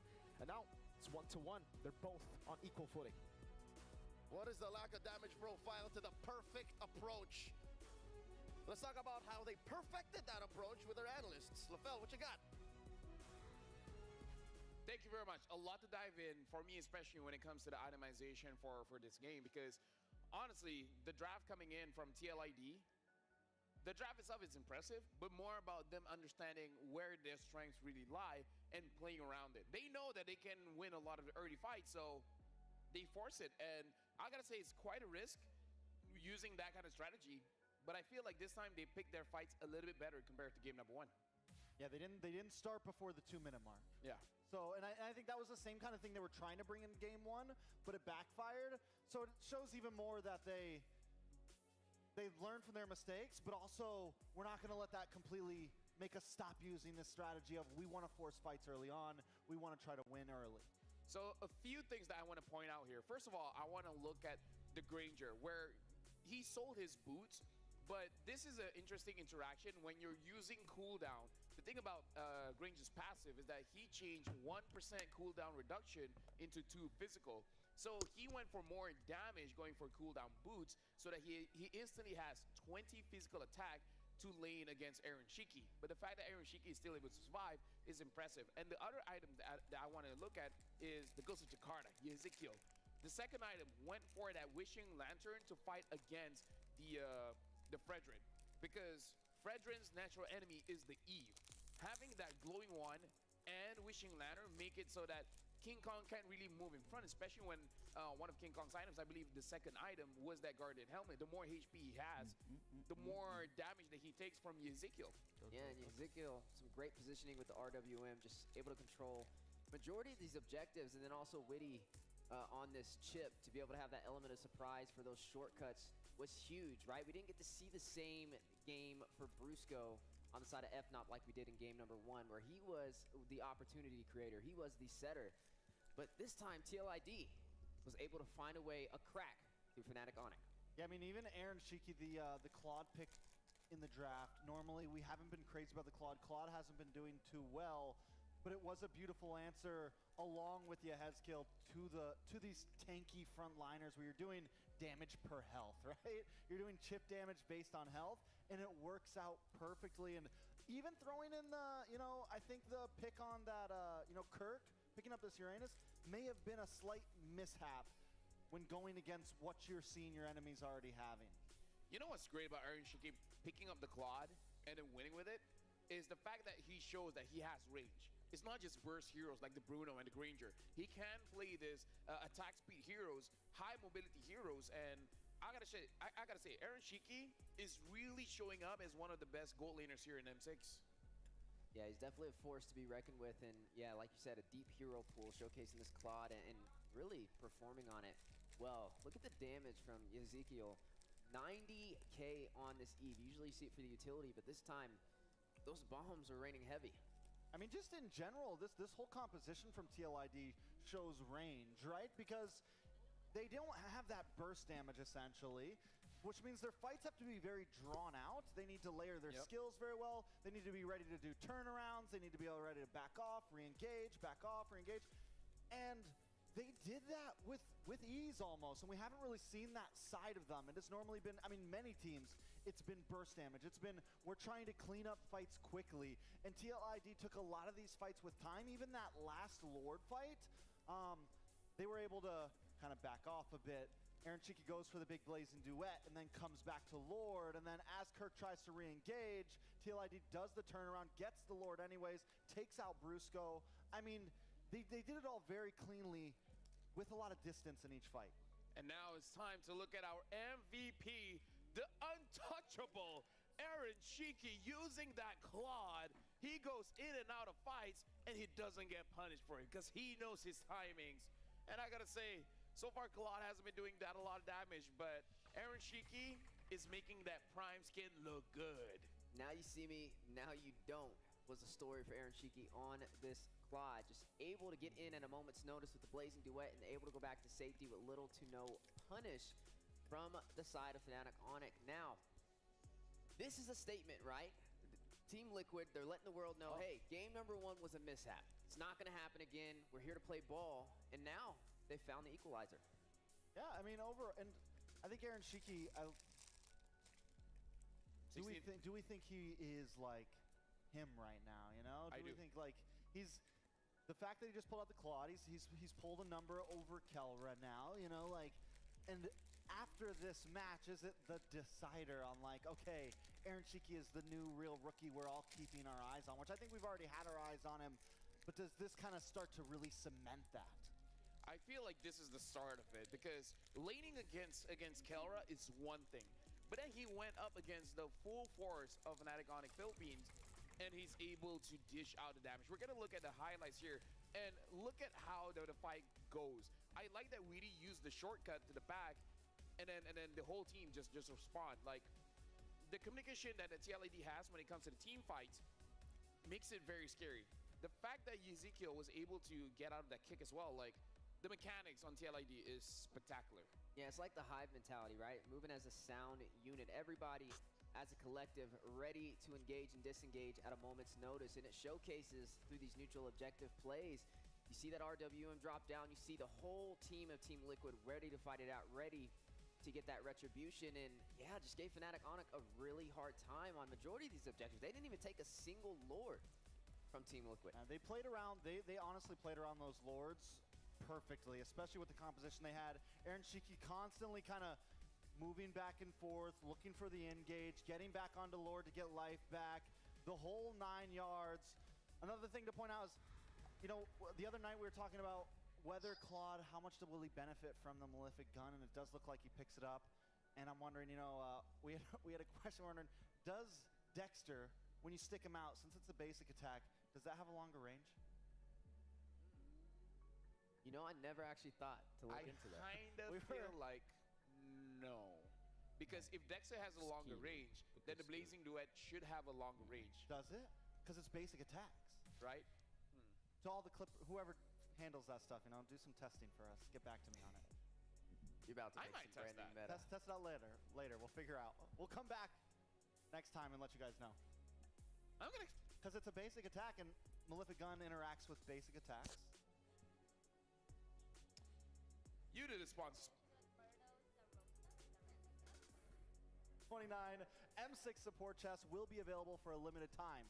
Purchase a support chest for 50 diamonds, not that much, to get a large amount of pass EXP, with a chance to obtain a basic M6 pass. Use a basic M6 pass to instantly activate the M6 pass, unlock additional pass rewards, and immediately get Claude, Challengers, Spark, hashtag Greater than ever. Hashtag MLBBM6. Hashtag Mobile Legends bang bang. Don't forget the bang bang. An extra bang at the end. Exactly. Man, 1-1, the equalizer. TLID able to find a crack for the side of Fnatic Onyx, and now here we are. What do you do to respond for Fnatic? Do you try and find a way to be more aggressive in the early phase? Do you limit the element of surprise with the chip pickoff? And how do you stop Aaron Shiki? Well, we'll figure that out. We have some time to think about it. We have some ideas to kind of figure out. So we're going to throw it over to our courtside reporter. They got someone over there. They look nice. Let's see what they're doing. Thank you, the panel. Welcome to the courtside report. Here's Michelle. Now I'm having a very famous Filipino streamer and also the cosplayer. Like, you want to introduce yourself to our audience? Hey. Hello everyone and hello Malaysia. Ako po si Myrtle Sarasa. I am a cosplayer and a streamer, but today I'm here to cheer for Fnatic Onyx. Palakpakan, Filipino! Thank you, Myrtle. You are so sweet. So, like, is your first time to be here in Malaysia?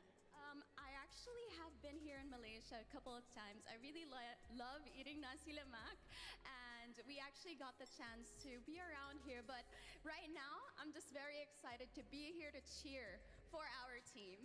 For Fnatic Onyx, right? Yes, so do you enjoy your trip M6 this time?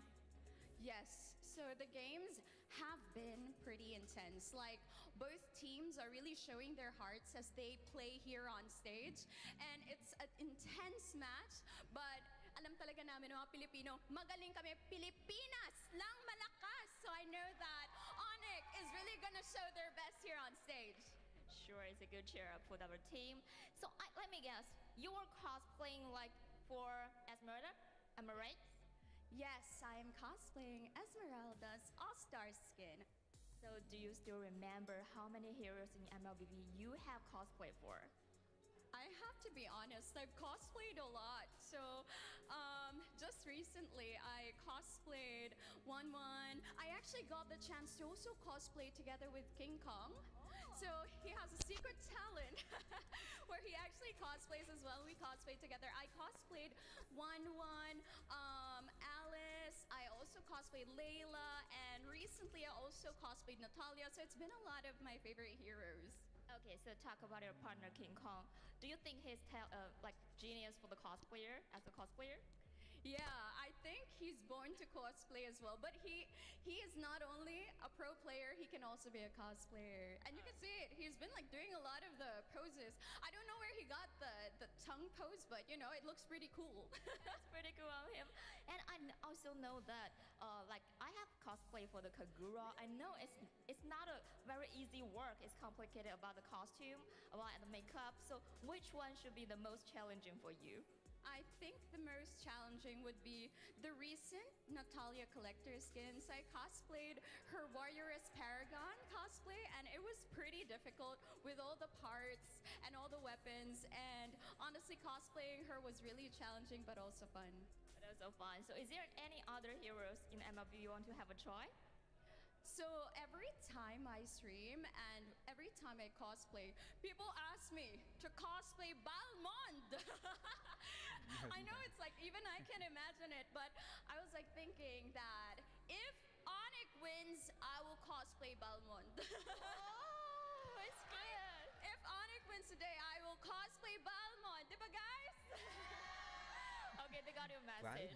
So let's talk more about our game today.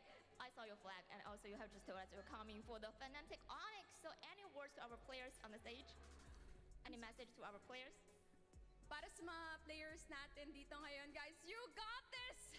Alam namin, Pilipinas ang malakas at itutuloy ninyo ang legacy nating mga Pilipino! Thank you, Myrtle. And before we throw it back to the panel, I know you are very famous. You got many like global fans. So any words to your fans worldwide? So to everyone here right now, guys, I just want to invite you guys to play MLBB, and at the same time to everyone here at Malaysia, we actually have the M6 Carnival happening this Friday, Saturday, and Sunday. I will be cosplaying Beatrix, M4 skin there. So if you guys want to see me, I will be there. Maraming salamat, guys, and please do support all our teams. Let's go! Thank you, my sweetheart. Please join our carnival. You're gonna see Myrtle here. So now let's throw it to the panel. Panel, back over to you. If Onyx wins, she will cosplay as Balman. Okay, that's number one. But another one, she says it's hard to cosplay Natalia. Now, here's the thing. I can do a Natalia cosplay. You guys want to see? Yeah, I do. All right. So let me get ready. Close up on Weezy, I guess. I see what he's doing. Yeah. Go ahead. Right here. All right, he's getting ready. All right. And This is now gonna be he's the best Natalia. Cosplay ever. Now he's Let's go Natalia. ahead and shift back over to LaFell on this amazing showcasing of the Natalia. Easiest cosplay LaFell's ever done. Whoa! Yeah. He actually did it. Yep. Nope. This is crazy. Camera, just take it. All right, come back to me now, and we'll talk about how amazing this cosplay is, and see just camera, please. All right. Yeah, just look. Hey. And now he's Natalia. That's how you cosplay Natalia. All right, cameraman, he's gonna let this roll as long as you just put the camera back on me. Okay. He can let that invisibility leave. No, he's gonna stay like that for the rest of the show. Just like, okay. You know, while he's cosplaying Natalia, goddamn, I'm talking. Right now, we have a quote coming in. All right, folks, we got to see the quote that comes in for the team. Right, we got to see the quote coming in. The super family's unshakable bond. I'm grateful that our bond is special. We're always together, even outside the game. And now our journey has led us to this moment. If my team is reading this, here's my message to them. Thank you for always taking care of me. Okay, don't look at me. Take care of it. I hope we can continue to play together for as long as possible. Camera, back off. That's from Curry, by the way. Camera, seriously, back off. All right. So right now, looking at the game, Wheezy, what do you think? Oh, hey! What you doing? Oh, come on! Oh, man. All right, the gig is up. The gig is up. The gig is up. Oh, my goodness. Hey, that was impressive, though. You see how I control the chair? Yeah, I did. I'm a puppeteer. Credits to the cameraman as well. Like, he even had it going for a while. But then he had to reveal you, man. How does that feel? Curse words, curse words, curse words. No. I never thought I'd say it, but I say curse words. Calm down. All right. There's children watching. All right, back to the game. How are we feeling? Team Liquid ID, we see them bounce back. We see them find their momentum, their rhythm. The best way that I can say is they forced Fnatic Onic to play their game. They forced Fnatic Onic to play the Brawl server, right? Make them play your game. That's my take. You guys can chip in. Like, seriously, like, come on. Sorry, I'm still processing everything that's been going on for the past 5 minutes. So, yes, I do think that I think TLID got the better of that game. I think there was a few missed draft picks on the side of Fnop there, mainly that Uranus on the very final pick. I think it just didn't fit. I'm not saying Uranus could never be a counter to Hilda. I think it can work. But the Claude, the Yve, it was just the answer to so much of what Fnop brought there. So I think they need to kind of get back to the drawing board. I think they were a little over rambunctious on changing up their draft when they had a decent draft in game 1. They still had second pick. They didn't have to ban the Jushin. They could have banned the Granger again and completely just kept the same exact draft from game 1. So we'll see how they approach the next one. And I'm excited to see whether they pick first or second. Yeah, we got to see which way this plays out. The Uranus was interesting to see, though. Nonetheless, we got to see it fare off against the Hilda. I felt like it didn't do too bad in the beginning, but again, not having the heavy damage toward that mid to late game was definitely a little bit of a challenge. Now we got to look at the goal per minute high score. Apparently, Syzygen is number 1, 1,051, followed up by Fabian, 1,041, and King Kong, 1,029. Kelra, 1,011. Kelra was fighting against himself. There's 2 Kelras. 4 and 5. That's how good he is. Damn. He gets gold so fast, it comes in as twice. So that's 2 different games that he got there, but... Oh, was that what it meant? Yes, that's what it meant. Oh. It's like, this is just like average over time. Like average of all. No, highest GPM, in general. Gotcha. So Syzygen in one game, he got 1,051 gold per minute. So it's 2 different games. We learn. No, the more we learn, Justice in the world. Now jumping into game number 3 after the equalizer from Team Liquid ID up against Fnatic Onic. As we are now jumping into the draft, we saw the Uranus pickup against the Hilda. Didn't really work out in Fnatic Onic's favor. Stop it, don't look at me. We gotta see look at the game. What the response is. How can Fnatic Onic find their composure? Don't ban a Joy so that King Kong can use it, because I feel like that's what they want. They ban the Granger. Bruno banned from TLID. Or right? Joy, or open both. Open both. I think both these teams at least know that there's counterplay, so they could leave the jungle open.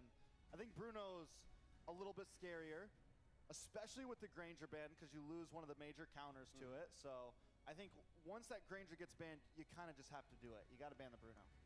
The Hilda still walks as well. We know that. Hilda ban. Yeah. Oh.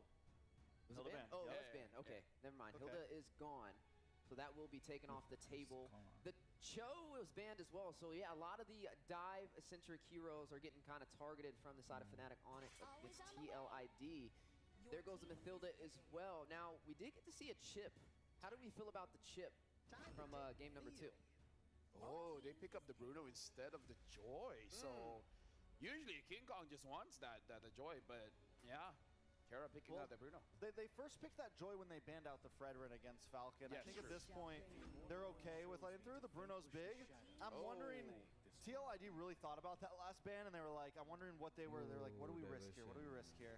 They ban the Matilda. They give over the Bruno. They get the Lu Yi this time. Supplies the same type of strategy that they brought in with the Chip. With Chip. So they get lots of map movement. They get the Suyo. Fnop now. We get a Joy and Hylos maybe? Something like that. Something bulky in the front. Yeah, it could be either option.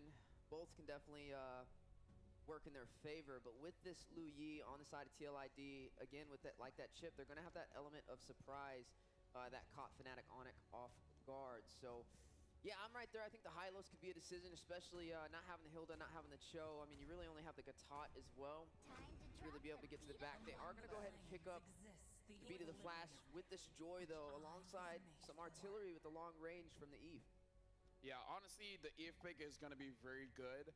The thing is, for now, Fnatic Onic Philippines, they don't have a lot of map openers. No one can really check the bushes, which can be very, very dangerous because the Bruno can open the map. The Eve can kind of open the map, but usually you have like a Novaria to see where the Louis is coming. So it's a good draft, but there's still some holes. They have to be careful of Louis' positioning. The moment TLID is able to get, say, the outer turrets for Fnatic Onic Philippines, it makes it all that much harder for them to farm up. I think at this point, we need some front line. They go for the Phoveus. Solid answer to the Joy. Solid answer to, I mean, overall, I think just a nice, decent, something they were lacking and something Fnop still kind of lacking, front line. And from this point on, TLID, what do you ban the high-lows, you start banning out anything that's bulky that can kind of hold back this Suyo, hold back this Phoveus. Yeah, even maybe the glue could be banned out here. I'm honestly worried if Brusco brings up a Tlid roam as well, because Tlid roam alongside with the Eve kind of wins you that mid lane, so kind of denies Lui's movement around the map.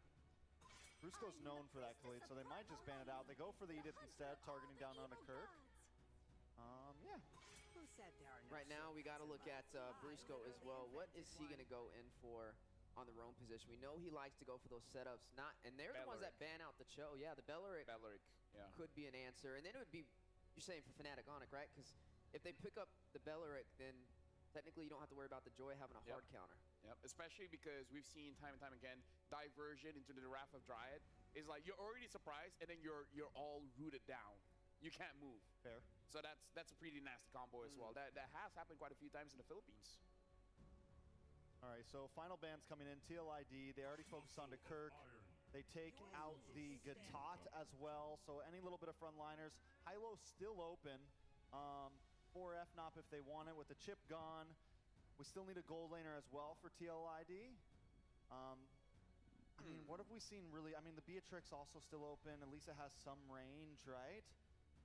The thing is you want some sort of late game insurance at this point. I feel like you need some sort of late game insurance when your marbles are sitting right now on Louis, on the Suyo, and you're up against two of the monster late gamers, the Joy and the Bruno. I mean, he could go back for the Claude again. I mean, we've seen Aaron Shiki on it. His hero pool is definitely very deep when it comes to the gold lane, and survivability may not be the worst option. Even the Natan is up for grabs. You are going to see the Hera taken off the table for the side of Fnatic, though, trying to limit the pool. And there goes the Tlid. They take it. Take it away. Yeah, smart. Yeah, very clean. I mean, like, again, the way that Brusco has been using it, yeah, don't let him have it. It becomes a little bit unfair because you feel like his Tlid is controlling 3 heroes. 1 for 3 is not a good ratio. Yeah. And I mean, and it's just so Tlid. The fact that you would think it falls off at some point, right? You think it, oh, it's a fighter, yeah, it does a lot of damage early on. It has a nice mid-game, but end-game we'll be able to kill it. But not Brusco's Tlid. No. You're still not killing. He times those quicksand guards so perfectly. So do we see the high-lows glue combination? Maybe here for Fnatic Onic to close out this draft. I mean, it wouldn't be the worst option, right? You have an answer for the Phoveus. You have an answer for the Tlid as well. As we are wrapping it up. Ruby? Something like a Ruby. Tigreal and Hylos. Big high. Yeah. Hyrule. Yeah. Hyrule Castle. Yeah, I think at this point, it's simple for Fnop. It's very by the book. There's nothing crazy. Everything works together. You have a lot of stoppage to keep people inside of that RWM as long as possible. You have essentially all the answers you kind of need to make this draft work, to make this composition work. It is a little late game orientated, but knowing Fnop, they can pop off and turn a late into a mid pretty quickly. TLID, on the other hand, what do we go for Any last guesses for gold lane here? Natan or Claude. I think they got to go for a marksman that has survivability. I don't really see the Moskov coming out here, but yeah, that is going to be the Moskov. Okay. All right. So as I'm approaching the caster stable, I would like to say thank you very much to our panelists. You guys did a good job. But now I gotta pass it over. Hit it, Mirko. Hit it. Yep. There you go. Now I'm passing it over to the casters, Mirko, as well as the good luck on this one. LaFell literally walked over to the desk and we dapped him up. Ready for game number 3. Both champions on the board, 1-1. Mirko and Leo at your service, bringing you this bout. Both teams actually walking away with a good draft. I like it. I like the drafts of both the teams. Again, I think both of the teams have adjusted really well from game 1, game number 2. We saw TLID with an amazing adjustment after getting 10-0'd in game 1. Equalizing the series and now taking a few of those heroes, stopping it, denying it away from Brusco, the Tlid, and the Moskov last pick. I like it, having a Purify and a Blink to deal with most of the threats. Powerful priority picks for both sides. Meta shakers, icons of what 2024 MLBB should look like here for your entertainment. Fnatic Onyx Philippines facing off against Team Liquid ID. Whoever wins this game is on match point. We'll see here. Fabian and King Kong both starting on orange buff. They will have the path towards the opposite side of each other's jungle. Yeah, Hezkiel too, by the way, on the Lo Yi. This was a big pick in MPL Indonesia.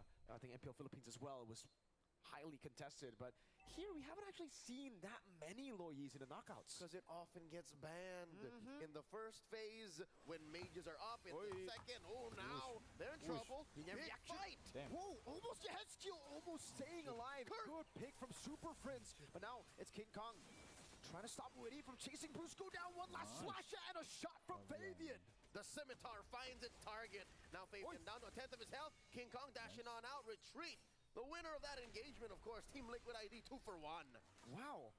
Great recovery there. It looked like his skill was just way too overextended. It looked like he was going to die, and there was no trades available. But with the Tlid, this is what you can expect. Also, on top of that, you know, you had skill, yin-yang reaction. He got that on time, so he actually delayed his death by quite a while with the shield that you get. Massive win, forcing out that battle spell away from Brusco as well. Now, Fnatic Onyx on recovery mode. They know that they shouldn't have crossed the threshold that far and ended up getting punished. Team Liquid ID this time around, looking at their lineup, again, early game, mid game, late game, they have so much macro control, so much utility across the map that they can force out these fights, and if Fnatic Onyx do answer back, again, another punish is just around the corner. This is the same story as game 2, if you ask me. Yeah. Set up for the neutral objective. Witty already with a quick sand guard, getting back to full HP. Chunky Brusco low. Aran poked down a bit. King Kong will try to dash in. Electrifying beats coming down as well. Real revelation. Fabian able to escape. Aran goes in with an Infernal Pursuit, finding 2 on the board. That's a revitalized use. Retreat battle. It's King Kong. Massive box control. And now the post-turtle fight. Infernal Pursuit again. Aran into the pit. Fabian very low. Still able to dodge away. And the blink away. Witty quick sand guard. King Kong taking a kill back. Implosion from Brusco. He gets solo killed by King Kong. The beast is unleashed. Now Witty in trouble. 3v1. He gets squashed by Prince. A double for Super Prince. A turtle for FNOP. And it's a win for sure. Now, 900 lead and the tempo on the map. All right, now Team Liquid have to step on the clutch. Now they have to understand that when these big ticket ults are online for Fnatic Onyx, these battle spells are when they're online, they have to watch out for it because Fnatic Onyx, now they understand, hey, if you want to brawl, let's brawl. Talking about that gold lane matchup, we saw Aaron Shiki, we saw Kelra. When does Kelra start rotating out? Because Aaron Shiki never has to leave. Aaron Shiki just wait for the SOD. I think for the Bruno, you just have to chill as well. Whoa! Great diversion. King Kong very low, gets away over the shot. Almost took him down. What happened? Witty and Aaron Shiki dealing with Super Prince before he can even react to it. No flicker used. Shut down on the Monster Mage. Again, Fnatic Onyx on their way to 1,000 gold lead. Now suddenly squashed once more. Kirk kicking Fabian out of King Kong's orange buff. Oh, still gets stolen. Yeah, not before the orange buff. Implosion coming down, cancelled out by Aran. Now, they're in the midst of it all. Brusco going to be caught, still able to flicker out. Real inflation from the side. Witty, quick sand guard, and Yehezkiel will try to get that yin-yang reaction. They're low. Fabian is charging that arrow down, but will not be able to find the mark. It's great setup, though, and I would say neutralization of the lead that Fnatic Onyx had. Witty doesn't have the quick sand guard. Dying to the beats of King Kong. The electrifying beast. I think that was the main factor as to why Fnatic didn't lean hard into that engagement near the orange. King Kong did not have his ult off cooldown, and Super Prince used already the RWM, so there wouldn't have been finishing power. Now Aran, 3 from Fnatic on him. They disengage. In comes Kurt from the east. Fabian starts up the turtle. Oh, Aran. Actually, Fnop do not decide to go onto Aran. Respecting his damage, respecting the Infernal Pursuit. Glorious pathway now into the back. Raging Sandstorm dodge away from by King Kong. Aran goes in. King Kong wins the retreat battle. Implosion onto 2 by Brusco. And the Sacred Hammer places him right underneath, giving a kill to Brusco and the King Kong. They're not done. The RWM keeping him in check. Down goes the Usurper. 3-4-0, make it 4 with the turtle. King Kong, what a retribution. Yehezkiel, he has to be careful. Electrifying beats already from King Kong and the purple buff Steel. So far in game number 3, 5 minutes in, not a single solo kill from Fabian. So he must have such a huge chip on his shoulder. King Kong so elusive, so fast. Has been just so slippery in every single skirmish. Witty even got juked earlier, right? Popped in the Raging Sandstorm, tried to stop King Kong from getting the beats, from getting those dashes and the stacks.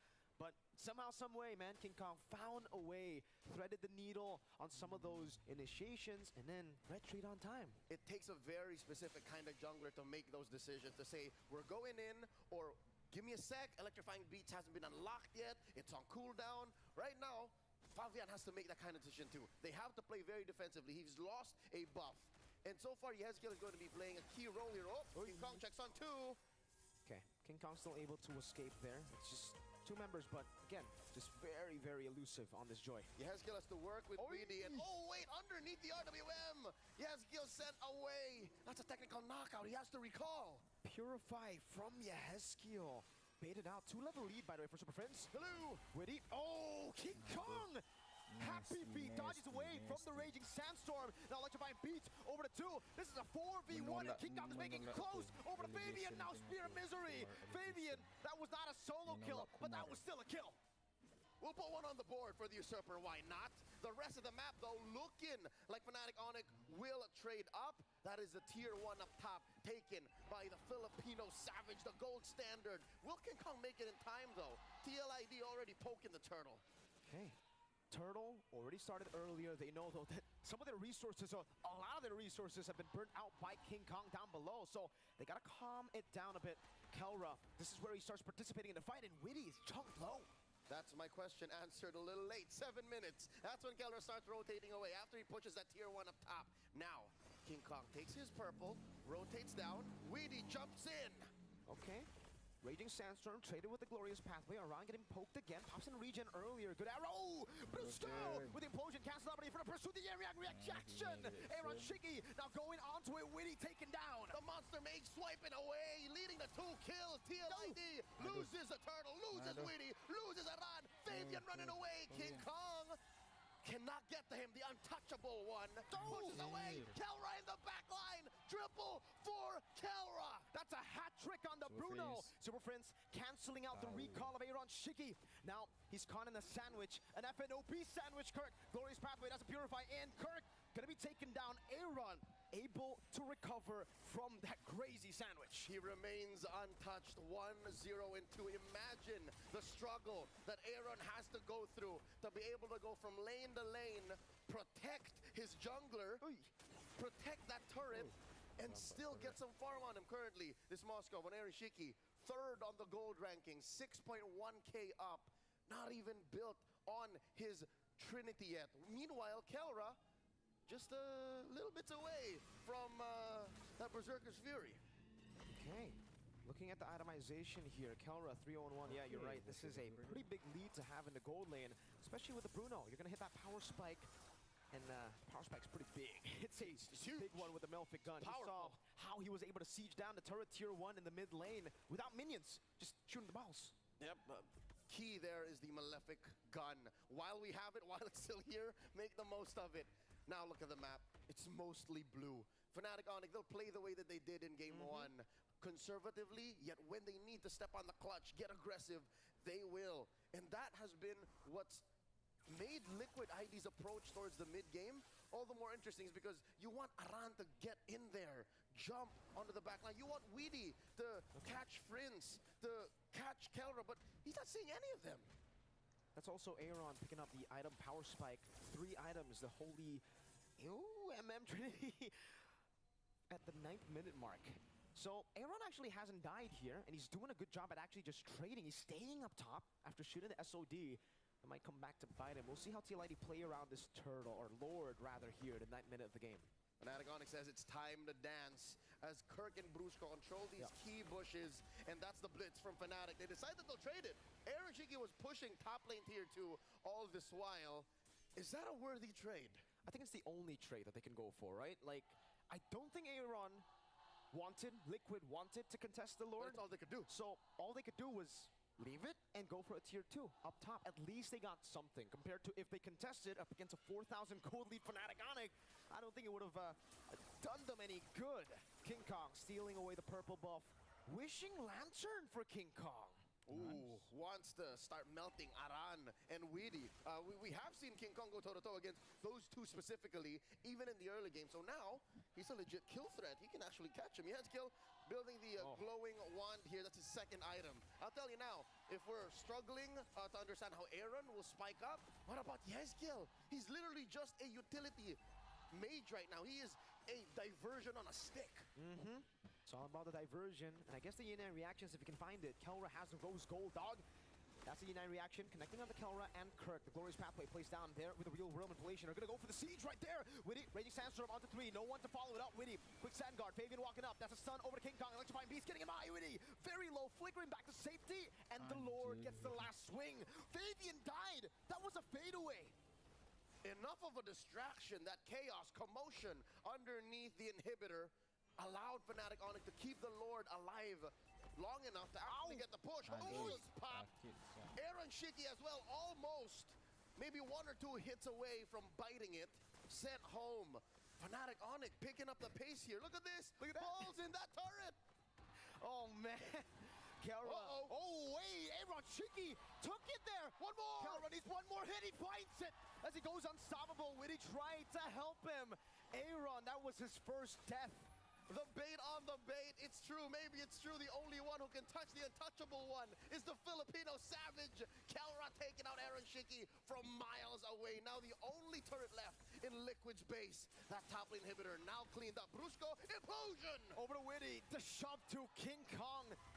Dismantling him. Real world manipulation. Oh, Kelra does too much damage. That's match point for Fnatic Onyx Philippines. The Super Family 1 game away from securing the grand final spot. 1 game away. Fnatic Onyx Philippines with the adjustment. Kelra, the Bruno. Oh, disgusting stuff from the Savage. From the Standard. From the Standard. We might have a new nickname by the end of this all, Leo, if he continues to perform like this. Team Liquid ID back to the drawing board. Now every game is crucial. Every game they have to win to force their way into a game 5. LaFell, Weezy, Trex, talk to us. What did you see? 12 minutes, all it took for Fnatic Onyx. Carol was like, those are the kicks, by the way. And speaking of, King Kong and Joy. The Joy is still 100% today, by the way. Like Bruno and Joy being on the same team, you gotta split them up. Don't let, because you got long range and you got what do you call it? Gap closer burst. A bit too much burst here. What happened to Fabian saying that he'll solo kill him, right? You saw the fight on the bottom side. He brought him back up, and King Kong still almost got the kill. They jumped him. They jumped King Kong in the bot lane. All 4 of them. I saw it in cold day. Hey, that's the way of the ninja. You say one thing, and then another thing happens. Because I've trained the art of ninjutsu And the best way to catch your opponent by surprise is don't tell the truth. Show your hands is empty, but you're always ready to strike. You know, that was actually, like, I really believe that. Like, that was... No, legit, that is how it is. Yeah. Sometimes we keep the weapons in our teeth. Oh, wow. Yeah. Now we're jumping into the items. Speaking of weapons, a lot of things to jump into. First of all, the Bruno. Kelra, 6-0-2. The Malefic gun. Man, it's unstoppable. Yeah, Bruno. I mean, Kelra was a monster. I think the real star for me this match was Brusco, man. Him, like, we saw the same exact combo with Super Friends and Brusco. I think it was Game 5 Falcons, was it? Can't quite remember. And it was Game 5, Super Friends Brusco, the Yve and the Tigreal. They are just vicious with this. So many amazing implosions, so many great RWMs. I mean, it's hard to keep up with. Every time TLID thinks they're about to make a play, they are stopped in their tracks. And I don't think there was barely any implosions that Brusco didn't at least catch 2 members. I mean, honestly, in this kind of situation, unfortunately, Ezekiel used the Louis, but not to great effect. This is one of those situations where if you had a Valentina, maybe you can take the implosion away and then you can fight fire with fire. But honestly, again, let's talk about Super Friends as well. Amazing game by Super Friends, and to be fair, everyone from Fnatic Onyx Philippines did incredibly well. And we can see that Aaron Shiki tried to force some fights. Like, he did well in the side lanes, pushing, basically split pushing. But then when he tried to go 1v1 against Kelra, Soccer and Javelin, apparently Soccer is more superior. Yeah. So, I mean, yeah, Soccer's definitely a bit of a... You gotta have some stamina. Yeah. You know? You just throw a spear. Yeah, exactly, yep. Super Friends with 61,000 damage. No, that's not how it is. King Kong, 44, Kelra. But overall, I mean, all 3 of them played their part in this. And I'm also questioning Witty now. I'm questioning the Tlid pick, because I feel like maybe it was a little too forced. Yeah. Not everyone can be Brusco Tlid. Yeah. You know, and Witty definitely, there was some off performance, I feel like, on the Tlid roam. And I think that trickled into Yehezkiel having some of a struggle too with this Luyi, right? We didn't get to see too many diversion plays, too many elements of surprise for Fnatic Onyx to worry about, and just some great positioning overall. The combination of the crowd control, the damage from the Bruno, and then King Kong. I mean, you see how effective he was. Even when it was a 1v4 situation, he almost took some members with him. And now we got to jump in and look at our MVP of the game. He's known as the Monster Mid Laner. We're looking at our MVP, Super Friends, on this eve, controlling the match. But here's the thing, man. This is the Super family. Everyone did absolutely amazing. Yeah, Super Friends has... It's been such a... Super Friends has really just showed that he is someone to be looked at in this team. I feel like when we first started looking at Fnatic Onyx back in MPLPH, it was all eyes on Kelra, all eyes on King Kong, Kirk. But for me, Super Friends has always kind of been this unsung hero on the team. The man is a monster. The man carries this team sometimes through the early and mid game to make sure Kelra comes online. The guy definitely, I mean, just overall, his timings, his mechanics, he's one of the best mid laners out there right now. Yeah, definitely a force to be reckoned with. Super Friends on this eve was a major threat to Team Liquid ID as we now pan on over to a lot of these spicy engagements, but overall, just the aggressive nature that Fnatic Onyx has been known for is starting to prevail. Yeah, and honestly, looking at the matchup here, something to remind, like, the entirety hasn't been a 3-1. So there's a chance here. Fnatic Onyx Philippines looks like they have roughly figured out how TLID operates. Now, it's really on TLID how they fight back, because Super Friends 4-1 and 11, it looks like he understands the way that they move, and he stops their movement all the time. Yeah, so at this point, you know, where do they go from here? Where does Team Liquid ID go from here if they want to tie this up? Because Fnatic Onyx Philippines always, I mean, in every team they've gone against, even when it goes the distance, they always have the final checkmate play. It feels like they always are, it's almost like they're just toying with you throughout the games, and at any point they can take it. No, I can definitely see that, yeah. And Kirk, you know, he runs on this high-low. We saw the the Uranus pickup, and it just wasn't as effective. Was not able to get the job done. But this is a totally different story, right? While he's not high kills, he's high in those assists. To create that opportunity that Fnatic can make the most out of, and that's how you see them pull out this 12-minute finesse against Team Liquid ID. Now, here's the thing. This looking like a very close fight. Both teams said it's going to be a 3-2. We'll see if the prediction comes true, comes alive. It's a good thing after this we will have a short break, about a 5-minute break, for the players to really recalibrate and figure out what's the strategy here. Because again, what's at stake here? Winner goes to the grand final. That's it. Go straight to the grand finals. Easy peasy. Easy peasy. Just one more win away from being champions. Yep, and just hanging out for a few days, waiting until the grand finals, waiting for the rest of the teams to catch up. Yeah, but definitely don't want to get too comfortable. There's a lot of heavy hitters heading to Oxiata. Man, there's 2 battles on the way though, right? There's the battle and game, but then there's also the audience. And You did see you this see guy? it? What's going on back there? Oh, there he goes. What's going on back there? Oh. Need you to calm down back there, sir. Yeah, and while things are going on crazy here, just to let you guys know, Magic Chess Go, a multiplayer strategy game, is soft launch in Malaysia and Singapore. At this point, I'm happy to be Malaysian because I get to test it out first, and it's amazing. But you guys can pre-register for other APAC regions. It's available now. No need for fast fingers. This is all about strategy. It's all about mindset. All about seeing what your opponent is doing. Cut them. And win. There it is. There it is. There it is. Oh. There it is. It's perfect. There we go. That's Poji, by the way. Yeah. I thought it was Manjing. Hey. Now, you know what? That's a good way for us to go to a break. 5 minutes feel enough? I Yeah. think that's fine. Yeah, that should be enough. All right. So we're going for a 5-minute break to let both teams get ready for the next match.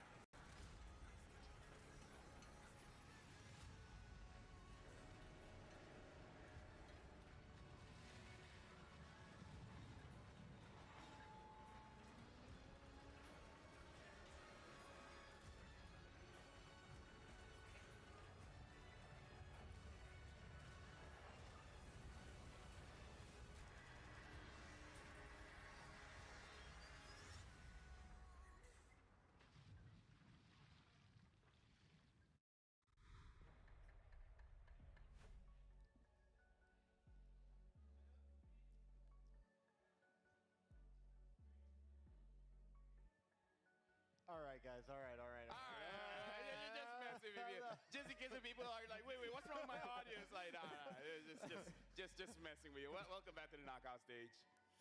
Man, He gets it. I got it. You're going too far. We couldn't go too far.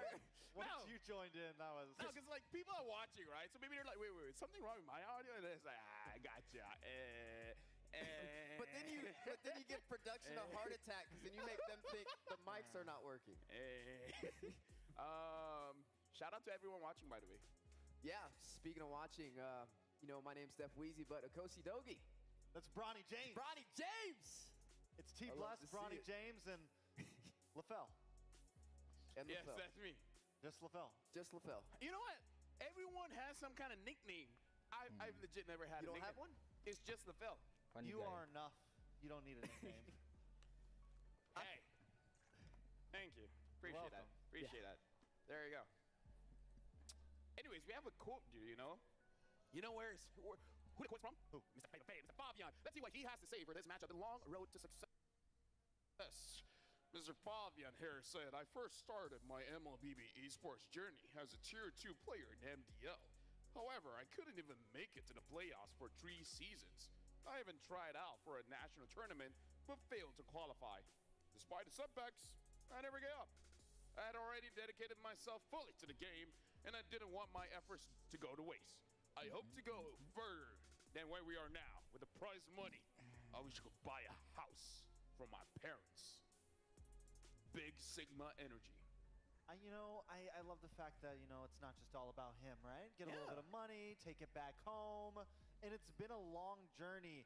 Imagine MDL 3 seasons, unable to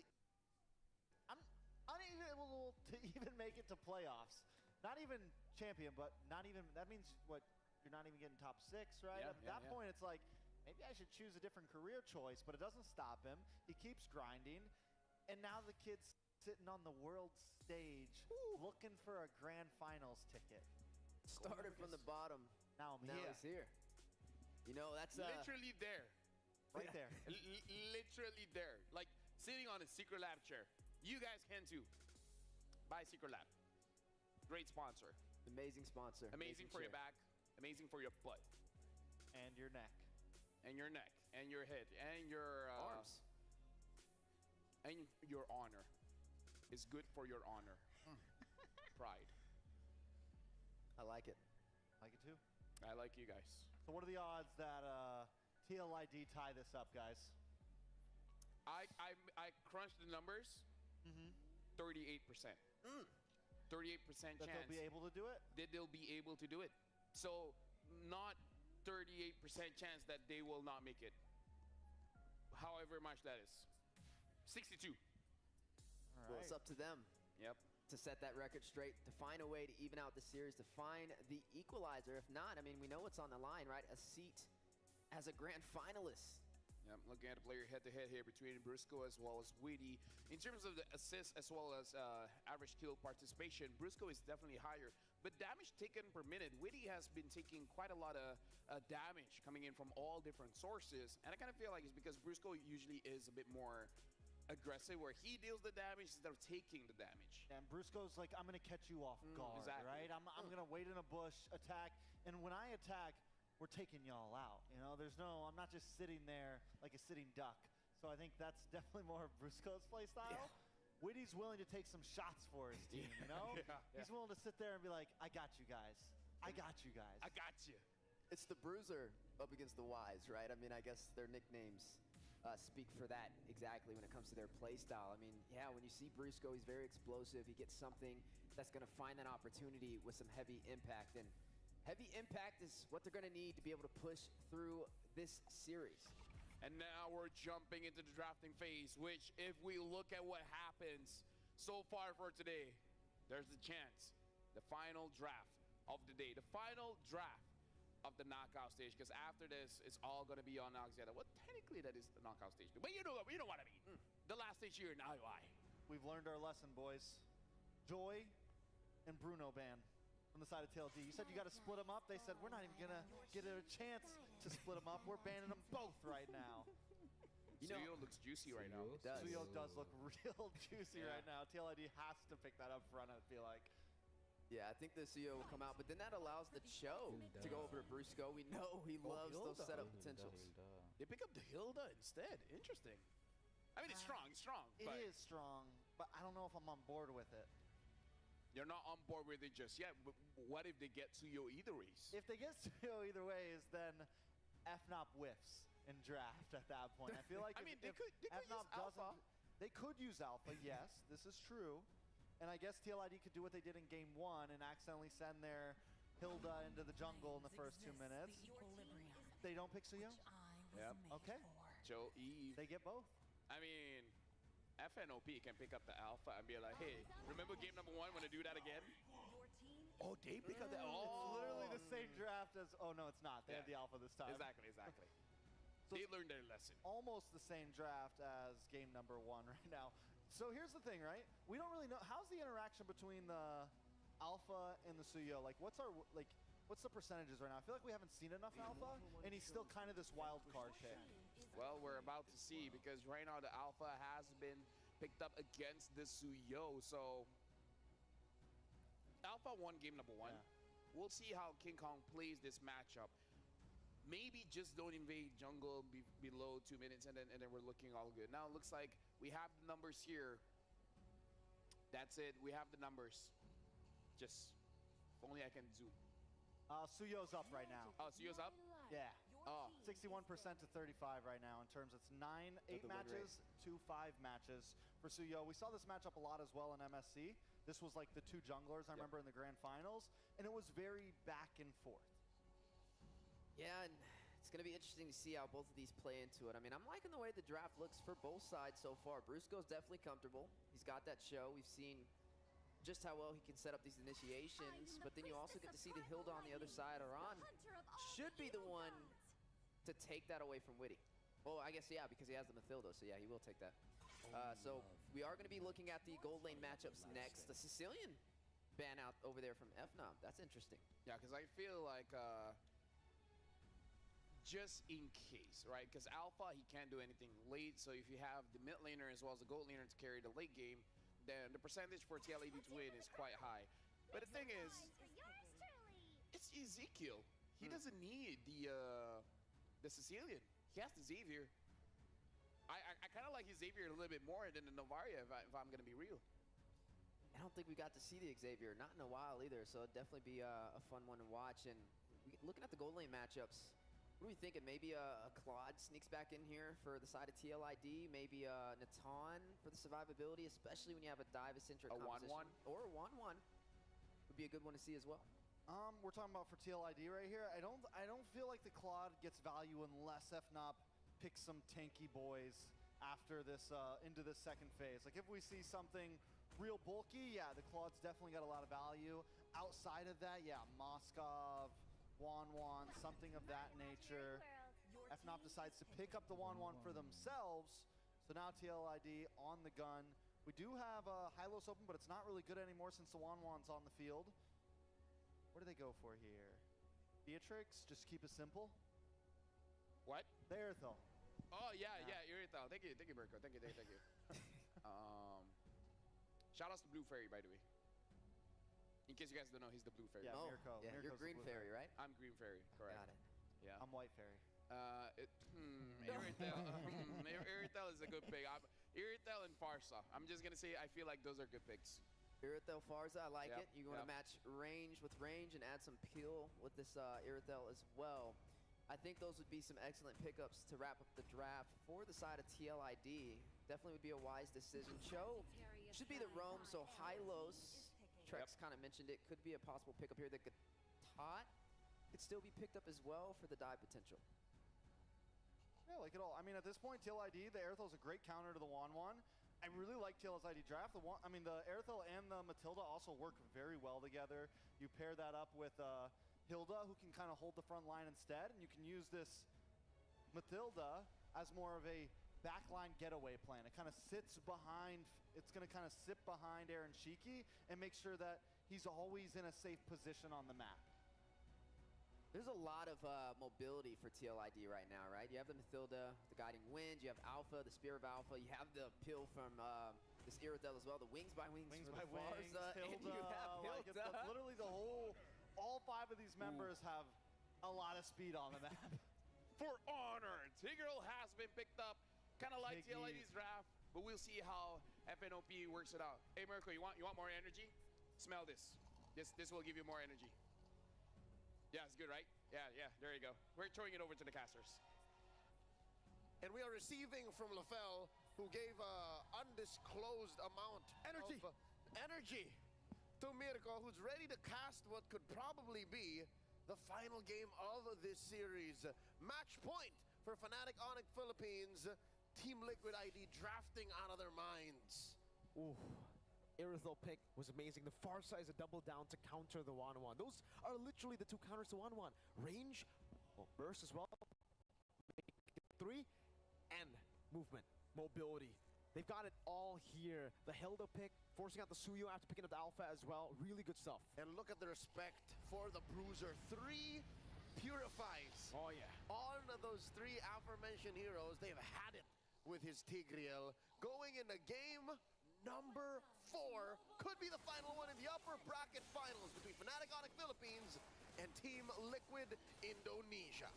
This is game 4, ladies and gentlemen, for FNOP. They are 1 step away, 1 game away from the grand finals for TLID. They're 1 game away from equalizing and then maybe forcing us to basically a best of 1 in a game 5. Team Liquid ID have to play this perfectly, given the momentum that Fnatic Onyx PH had. Their 2 wins in this series so far were 2 very, very one-sided games. A quick look at the emblem set. Very interesting choice here. Again, Brusco did this in game 3 as well. The lack of wilderness blessing, instead investing in the tenacity and the agility to make up for it. We saw this in the previous game as well. By the way, pull yourself together. That is a very aggressive emblem choice for Kelra in this matchup, particularly, right? The Iridel is a great matchup up against the 1-1. The fact that you still go for pull yourself together means that you're going to go in for a lot of the fights. King Kong barely out of range. Purify still from Aaron Shiki, though. Just right then and there. Wow. Was afraid that there would be a charge surge from King Kong that would disable him and then suddenly lead to a first blood. Like that very move right there. So Fabian gonna be caught even with the help of Witty. There's no guiding win when Brusco is in the vicinity. I've said it. Fabian said it, I'm not gonna repeat it again. Very few kills from the usurper onto the beast, Kelra and Aaron Shiki. Just about 1/4 of their health down. Ooh, man. Team Liquid ID, the winning matchup up top, not winning that hard. Kelra actually doing a really good job with the 1-1. And now, Turtle spawning the game. Right before the Turtle, it's already an 800, almost 1,000 gold lead for FNOP.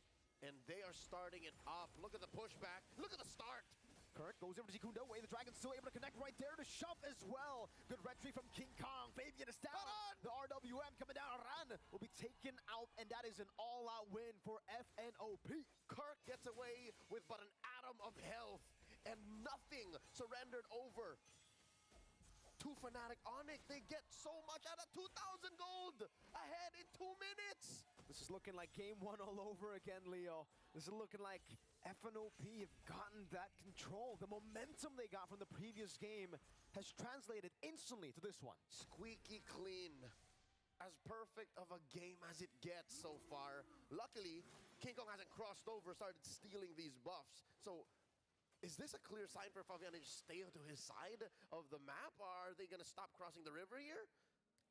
I guess, I mean, the fact that she's 0 and 2 means that you need to play it a bit more passive. But again, you're an alpha. You are meant to invade. You are meant to push in the pace. Feather airstrike for Yeskiel just to clear out the mid wave and to get a little bit more pressure back from FNOP.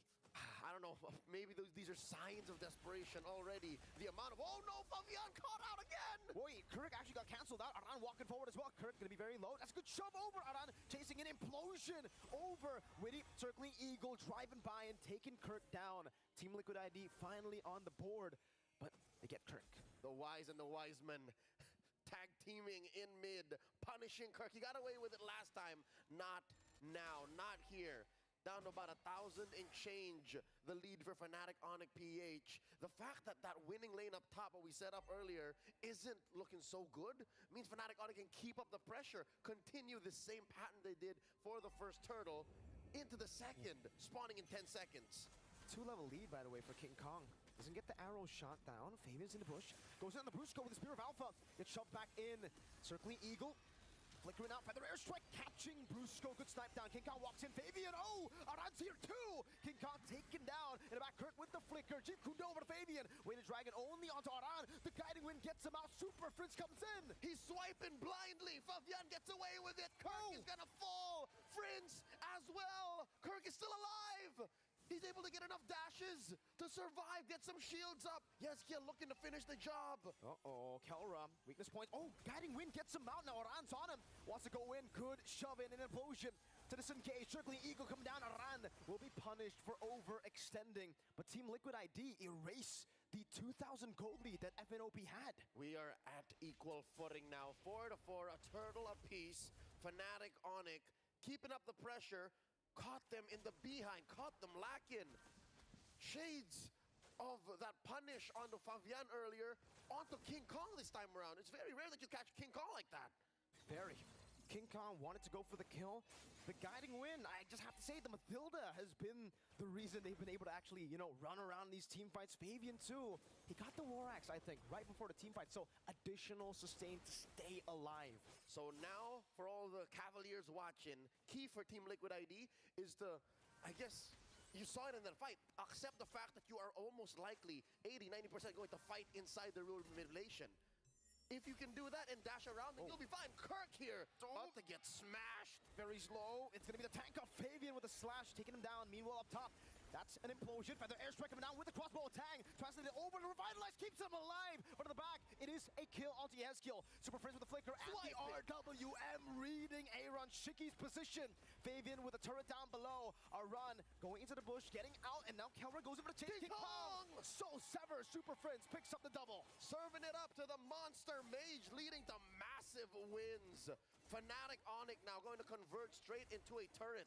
Mirko, I think that's one thing that Team Liquid have to think about. No, King Kong! Spear of Alpha, the chain CC with the circling Eagle. That's King Kong down. Kelra walking up, getting slashed by Fabian. Brusco walking up as well. Feather airstrike to zone him away. The way the dragon locks him down. And they get blasted here by Yeskiel, but he has to let go. Fabian instead bites it. This is what I was talking about. These kills by Team Liquid ID, they have to turn into something. A push, a turtle, more pressure elsewhere, because right now Liquid are just about to pick up on it. They lost the window of opportunity. Now Brusco pushing them back, setting it up for King Kong to get his purple, then the turtle. Aran wants to keep on going on the Super Prince. Luckily the shove back was there. FNOP, like you said, setting up for the turtle here. This is turtle number 3, final turtle of the game. Kirk walking up, Aaron Shiki clearing out the mid wave. It's all about setup now, this point. That wave set up top. Hey. Oh, the trade, the swipe, Yeskiel barely survives. The glowing wand ticking down on him. He's still able to survive, but he's forced to recall. Brusco with an implosion, and now the Sacred Hammer. And they continue. Fabian falls. One more. Aran Super Prince gets a kill. The turtle all but for free here. Fnatic Onyx Philippines regains the lead. 3 purifies, but when you catch the 2 members without purify or with cooldown, that's what you get. Brusco, great timing on that implosion. Good clear in the mid lane, but Fnatic Onyx Philippines, they got back that lead they lost. Defensive maneuvers from Team Liquid ID focusing on protecting that mid lane led to that orange being exposed. King Kong stole it away. Now with the retribution still in check, he's gonna take this purple as well. Leave the little Johnny too. Painful, a situation you find for Fabian. And now it's back to TLID trying to find ways to come back. FNOP are back on track.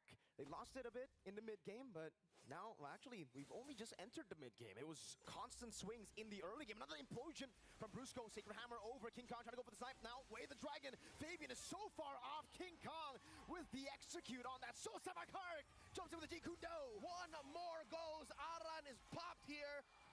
Circling Eagle, plus guiding winds, keeping Aeroshiki and Weedy safe. Fnop happy with what they got. 4,000 now. Up next on the docket, this mid lane tier 1.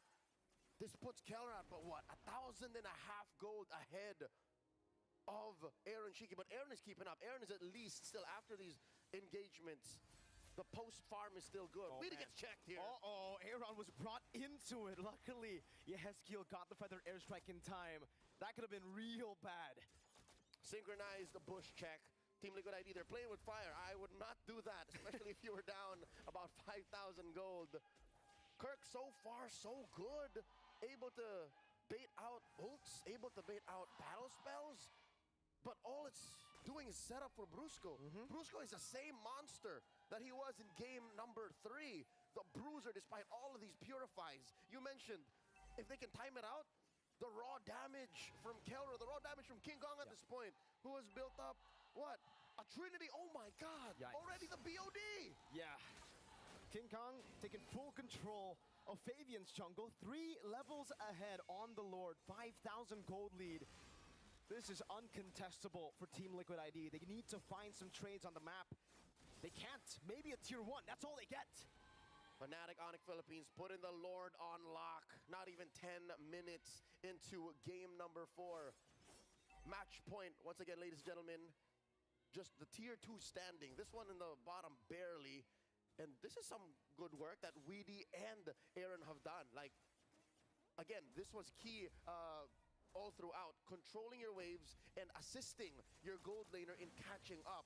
So far, that has put Aaron Shiki at the 3rd most gold in this game. So he died once, yes, but at least he has his Trinity.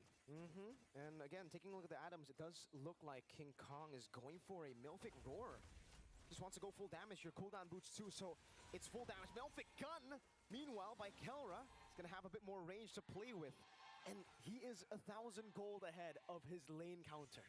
And here we are, Holy Shield still standing, popping in mid, popping up top, popping down bottom, RWM from Prince. So, good guiding win to get him out. Aaron Shiki doesn't have to commit onto the Purify. Brusco was just hovering over base turret number 1 in the bottom lane, taken down. Now, it's another up top. King Kong will respect Team Liquid ID in this position. They will disengage. They've gotten the bottom lane, and they are happy with that trade. Top lane left to 2/3 of its health. And Fnatic Onyx relentless. Look at this, all 5 members looking for something. Kirk forcing out movements. Feather Dash Strike coming in from Yehezkiel. All right, mid lane also cleared out. What? King Kong, how? Got the kill on Arad, that's the frontliner. Just barely off of camera, covered by the minimap. What was that? King Kong slashing back and forth. Now the turret hitting him down, but he's alive, all fine and dandy. Goes back to the purple buff, should be able to get full HP. Kelra's walking up, looking for the weakness points onto Witty. Now jumping in again, Fabian. Forced to use Gear Power Defense in the real world manipulation. Forcing out the feathered airstrike. Touché, says the Monster Mage as Fnatic Onyx disengage. It looks like the play is for the Lord, spawning in about a minute. Ladies and gentlemen, quick update on King Kong's items. The reason why he was able to do that. He's straight up Roronoa Zoro up in here. He has like 4 swords right now. Hunter Strike, War Axe, BOD, and Malefic Roar. He's on the way to an endless battle, or maybe a Blade of Heptases. At this point, who knows? Who knows? Maybe he wants to go for more surprise hits with the Blade of Heptases. Who knows? Who knows? At this point, we're just waiting. I saw the Heptases build in MPLPH from King Kong, but again, we're just going to have to wait for the itemization. Still, though, for Kelra, a lot of respect. He has the robe, a bit more magical defense, and you can see it here. Sea Halberd, DHS, Corrosion Scythe, Melphic Gun. I think that last item, if it's respect, it should be Wind of Nature to nullify the threat of Aaron Shiki. Because in the late game, Aaron's still going to be a threat. By the way, there's Dylan. That's right. You can hear it, the thunder and lightning.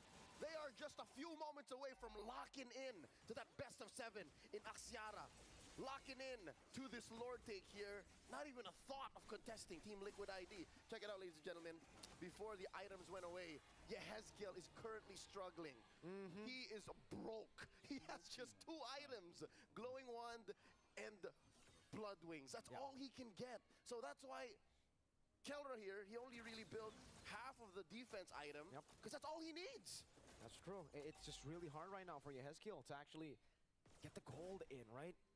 They haven't been able to win fights for the last, what, 4 or 5 minutes? Fnatic Onyx Philippines have just been suffocated. There we go. That's the endless battle. So no Heptases, just additional true damage. It's just consistent damage. Skill attack, skill attack. Aaron Shiki crossing the threshold here. Feather Dash Strike and a big fight. Brusco got it earlier. The crossbow tang now on towards the members. Fabian still able to dish out some damage. Now Kelra, though, still with the help of the real world manipulation earlier, able to get one more. King Kong slashing in the back. They're a few hits away from locking in the grand finals. finals. Brusco walking up with the Sacred Hammer. They want to go for kills before they ultimately end the game. Aaron Shiki will fall. FNOP have wiped Team Liquid ID out. The Thunder Gods ascend, a peak they last reached 3 years ago in Singapore. A few days from now, they will compete on hallowed grounds. A single series away from securing the Philippines' 5th World Championship in a row. Straight to the Grand Finals. A best of 7 awaits Fnatic Onyx Philippines in the Axiata Arena. While Team Liquid ID will have to fight in the depths of the lower brackets against the likes of Team Spirit and Selangor Red Giants. We are down to the top 4, the best teams in the world. And Fnatic Onyx waiting to see who will challenge them. Let's throw it over to our analysts. The Super Family ends it with a 3-1. That's the story of the day, I gotta tell you guys. But honestly, even the draft, man, even the draft. Fnatic Onyx Philippines, they got most of everything that they wanted. Right? They still got the TIG, they still got the Eve, the 1-1, the Suyos. Like, that's an amazing draft. Yeah, at this point, it feels like a comfort draft for them, because even when we were looking at it, it felt like their draft got countered. There was answers to the 1-1. There was answers to a lot of what Fnatic Onyx brought. But my eyes were always on Super Friends and Brusco, and it's like, this TIG is dangerous. This Eve is dangerous. It buys enough time for King Kong to pop off, and it buys enough time for Kelra to pop off, and that's exactly what happened. Yeah, They just able too to good? find victory, just too good, and now a seat in Axiata. Now they get to relax a little bit, right? They get to watch the other teams fight it out to figure out who's going to be going up against them. And other teams, they can't relax. They got a lot of games to play, especially either Team Spirit or Selangor Red Giants, because after one lower bracket fight, have to fight TLID next. That's whoo. It's definitely going to be a challenge, and we'll have to see how they go up against them. But nonetheless, yes, a congratulations to Fnatic Onyx on their victory 3-1 against TLID. And again, this just shows that why they are one of the favorites, because folks, they are secured in the grand finals. If they win that one, M6 champions. M6 champions. And like Leo said, 5 years in a row. 5 years in a row, Leo. 5 years in a row. Yeah. You know what I am glad of? I'm glad this wasn't a knockout match. Yeah. You know, because I mean, eventually, it's going to start being more knockout matches, but we started off with this kind of, bittersweet match in the beginning, and we got to really just enjoy this match and know that no one's going home just yet from it. So it was a fun match to watch. There was no heavy heart at the end of it. TLID can still get their revenge. Yep. Just win their match and then fight them again. They would have to beat TS or SRG, though, to do that. No big deal. No, just win. Just I win. I got my eyes on SRG right now, man. Hey. Same. Anyways, looking at the stage now, looking like Rose is ready with Kelra as well as Coach Why Not. So with that being said, we're throwing it over to Rose to see what Kelra really feels about that game. The first team clinching the grand final slot this M6. Fnatic Onyx Philippines on a quest to get another championship for the Philippines. And right now we have Kelra and Coach Why Not with me here. Hi guys, congratulations. Hi, thank you. Kelra, are you happy? Grand finals already. Medyo. Kasi meron pang grand finals eh. Just a bit happy. He's not yet that happy because there's still a grand finals. Okay, now coach, we all know that the journey to get into grand finals of M6 is definitely not easy. Maybe you can share with us about the challenges you guys have faced throughout this journey. I mean, we've talked about it for so long already. I mean, since the beginning. Because as people might not know, but we're actually a combination of people who haven't won. I mean, Kelra is the only winner, MSC, but apart from that, all of us, we come from teams that weren't, stretching to the finals or anything, not that strong. So I was very grateful that, we formed a very strong team that respected each other, that had discipline, who loved each other despite of, all the mischievous stuff. So, yeah. I think it's all really down to the chemistry. Just because they don't work with another team, it does not mean that this team will not work. And I think we can say that Fnatic Onyx Philippines has come up with a pretty solid and perfect lineup. Now, Kelra, what do you feel about your lineup? Are you happy? Are you confident with your teammates? Sobra. Super confident and super happy. You're happy with your teammates. Okay, I'm pretty sure they're happy with you too. Because just now when we were doing like the pre-game interview, I was hanging out with them. And guys, they are cray-cray back there. They are very hyped. And you guys didn't even look nervous. Were you nervous for today? No. Yeah, I could tell. They were just joking around backstage. And I think that really played a big part in their win today. Now, Kelra, I have to ask you, you're one game away from winning your championship, right? But what other goal do you have aside from being a champion if you were to win M6? Siguro pinaka-goal ko, gusto kong mapatunayan and mapatunayan ko sa sarili ko na kaya ko pa maglaro. Oh, okay. His personal goal is that he wants to prove to himself that he actually still can play. Because I'm pretty sure we all know that back then Kelra has won MSC, but that's been a few years already. So is it your way of telling yourself that, you know what, I'm still at my prime, I can still play? Ano na? Is it a way of you telling yourself that you can still play, you're still at your prime? Ano pwede sabihin? Yes lang? Yeah, coach said yes. Yes. Yes, okay, we like that. Coach said yes. Now, Kelra, we know that we are down to the top 4 already. Alam natin na top 4 na lang, di ba? So, in your opinion, who do you think will give you a hard time amongst the top 4? There's Selangor Red Giants, Team Spirit, Team Liquid Indonesia. Sa tingin ko sa SRG kami talaga. SRG. Selangor Red Giants? Selangor. Why Selangor Red Giants? Kumbaga meron silang champion mentality. Siguro sila yung talagang makakano sa amin. I see. He says he thinks that Selangor Red Giants actually has a champion mentality. So he thinks that, wait, do you think you're going to meet them in the grand finals? Do you think you're going to meet them in the grand finals? Yes. Yes. Oh, is it going to be an SRG? Fnatic Onyx Philippines Grand Final. This is very, very interesting, especially since it's happening in Axiata. Now, Coach, speaking of Axiata, since M2, we know that the lower bracket has always won, to the point where people are saying there's a lower bracket meta, lower bracket curse. However, this time around, Fnatic Onyx Philippines is on the upper bracket. Coach, do you believe this curse or this meta exists? I don't think so. I mean, we have whole of Philippines on our back. We don't want to let down, Bren, Liquid, Blacklist, all these strong teams in the Philippines. I'm pretty sure my players carry that pride. I'm pretty sure that they do anything in their power to make sure that we get that chip. They are carrying, and they're backed by the entire Philippines to defend the championship title. I think that's very, very nice. And the crowd here agrees, and I'm pretty sure the entire Philippine agrees too. Also, just now we saw a video showing how close you guys are together. Why are you guys so close? Coach and Kelra. For me, nakita ko kasi si Kelra na he's a very sweet boy, to be honest. I mean, marami siyang mga kapalpakan in the past. Alam natin lahat yan. But he really just means well. Kumbaga. And I kind of see a bit of myself when I was young.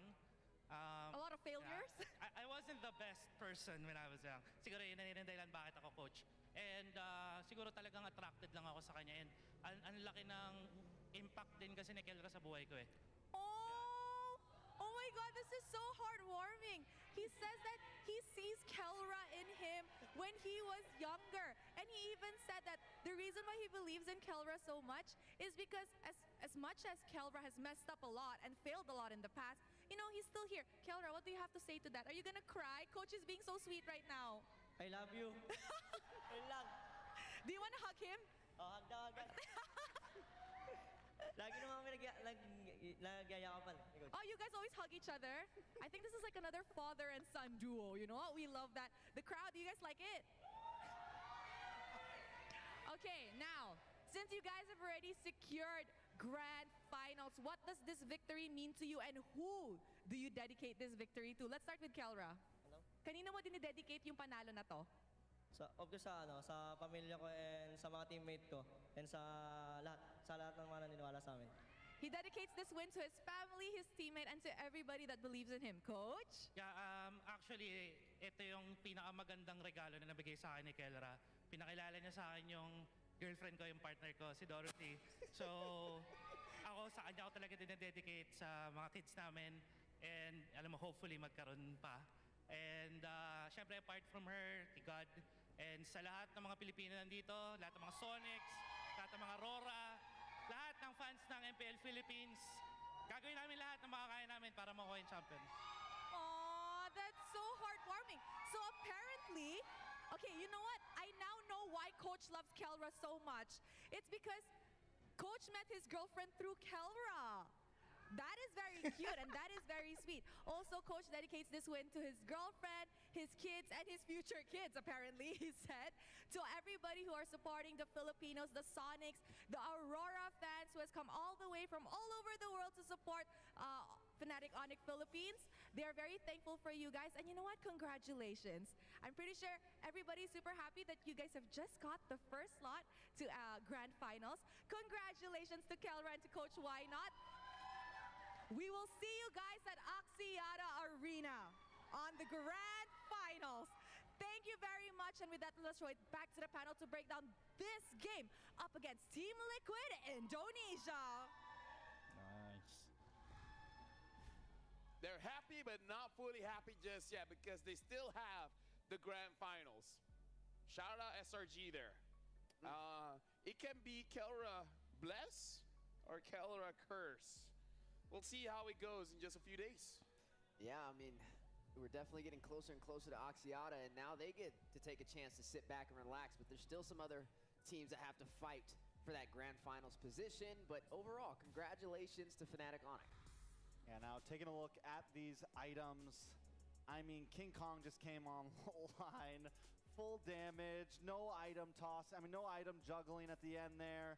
Endless Battle, Hunter Strike, BOT, Malefic Roar, the whole 9 yards, and we saw it at the end. He practically one-shot Yehez's kill. I mean, at the end there with just the arrow. He Boom. can kill Aran off screen. That's how strong he was. Like, we couldn't react. How fast it was. Like, saying that King Kong was online is an understatement, man. Yeah, definitely ready to go the distance, and that's what it takes to be able to play at this caliber as we get higher toward the Grand Finals. And now, the first Grand Finalist has earned their spot in Axiata Fnatic Onyx. Man, just such great series today and a good way to close us out. But this is good for TLID. At least they know where their shortcomings are, right? At least they know what to fix and how to improve. Because we always have to see the brighter side of things. You lose, sure, but as long as you're not eliminated, it's always good for you. But honestly, you know, Fnop, I still stand strongly that their draft was pretty countered here, but they're really just that good. Just that good. You know, they're really just that on point. And it just goes to show that, you know, there's not a lot of teams have been able to make them sweat. We saw it against Falcon a little bit there. But even that, you know, there was some missed drafts there on Fnop's side. There was a few maybe mistakes.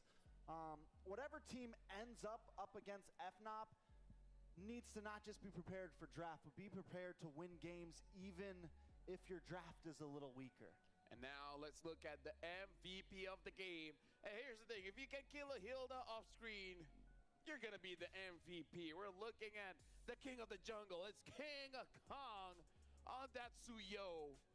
No solo kills on any side, but maybe next time, Yeah, King Kong just rumbling in the jungle yet again. Definitely earning a name for himself and showcasing to the world that he's ready to lead the way for the Philippines. And just some great gameplay on the Suyo. Yeah, so as I mentioned, King Kong pretty much goes full damage here. And we've seen the whole side of Fnop. We saw it in game number 1 when Kelra just went, I mean, full damage, super aggressive. Whenever they start to get that lead, they're very willing to risk it for the limit. They're not a team that will let things drag on because they know what the cost of that is. And we've seen so many teams falter for not trying to close out when they hit that spike. No wonder he can be a cosplayer. He kind of looks like Suyo. No. Look at that. See? He just needs the hair. like white hair, right? Blue Or is hair, it blue white? hair. Yeah, blue. It's blue. Is it not green? It's blue you. It's greenish blue. It's like turquoise. Maybe he can cosplay like you did Natalia. No, that one's easy. I can cosplay Hellkurt, Natalia, and once Kagura. Oh, Don't ask. You know, look at the game. I'm looking. All right. Now, there was a moment in this game, honestly, in the beginning where Team Liquid ID kind of came back a bit. But as I said, Fnatic Onic, once they find that spike, and this is something they're so good at, once they find the spike, they do not let go of it. It is so hard to turn a game around on Fnatic Onic Philippines because everything they do is just so clean. Like I said, Super Friends laying down those ults all around the map, and there we go, boys. Yeah, we're watching on our own screen King Kong cosplay with Myrtle, and it looks pretty good. Honestly, I've seen this before. Seen this You before. have? Yeah. I think it's on Facebook. Or did I see it on TikTok? I can't remember. But you guys can't see what we're seeing, but it looks cool. He has a good face for it. You know, I cosplayed Brody for a long time. Remember those days, Trex? Yeah. And Ballman. Oh, And okay. our very first grand finals. Do not go cosplayed back as- and find that. Yeah, fall season 2022? Fall season 2022. Just M4 some, qualifiers. Nostalgia. It was Ballman. You should go check it out, LaFell. Good times. Don't do it. Look, if you, I won't look into your, what'd you say, Kadita or Kagura? Kagura. I won't look into your Kagura. You don't look into my Ballman. Fair enough? I respect people's privacy, and I'll send it to you. thank you very much. Thank you for your support as well for M6. Your feedback is valuable in helping us grow, helping us improve for future tournaments. So make sure you guys scan a QR code. Let us know how we can improve. And heck, tell us what you guys have liked so far. Swiss Stage, Wildcard, let us know. And don't miss out on the M6 Battle Night happening from the 28th up until the 29th of December. Enjoy exclusive bonuses, including a limited time 25 Epic Skin trials, as well as all hero-free trials. And that's the end of the day. We had 3 best of 5s, but hey, we're looking pretty good. It was a good day. It's a good day. It was a good day. No sweep, but no full games either. Just somewhere in between. Something Just a nice in between. little bit of excitement. Yeah. Just a little bit. And there's more to come as we get closer to Oxiata. Oh, we're there. What, 2 days? Now, 2 days? Right now, just like enjoy the last time. The last time we were here at IOI. After this, it's going to be in Oxiata. And letting you guys know as well, a tournament everyone can join is here. The new MLBB Rising Open Mode is about to launch, and I feel like it's already launched. It features a low entry barrier, simple participation methods, flexible mechanisms, and abundant rewards and honors waiting for you to claim. By participating in matches, you can earn exclusive tournament honors to display on your personal profile and profile name card, showcasing your skills to the world. Every time you win the weekly championship, you'll earn generous rewards. Win or lose, you'll earn MRO coins that can be exchanged for permanent skins, exclusive avatar borders, and other valuable rewards. So make sure you guys just keep playing. Win or lose, you'll get something out of it. Kind of like TLID just now. Win or lose, they get something out of it. Is that like the new MCL? Is that what that is? Yeah, Pretty much? something like that. It's like something a like that, yeah. spin on MCL, right? Exactly. Yeah. Oh, cool. That's fun. I think when I was testing Maybe out we the could all Claude. join. We could all try to run it. Oh wait, we haven't told them, about the Claude. No, we didn't. Yeah, it doesn't work, by the way.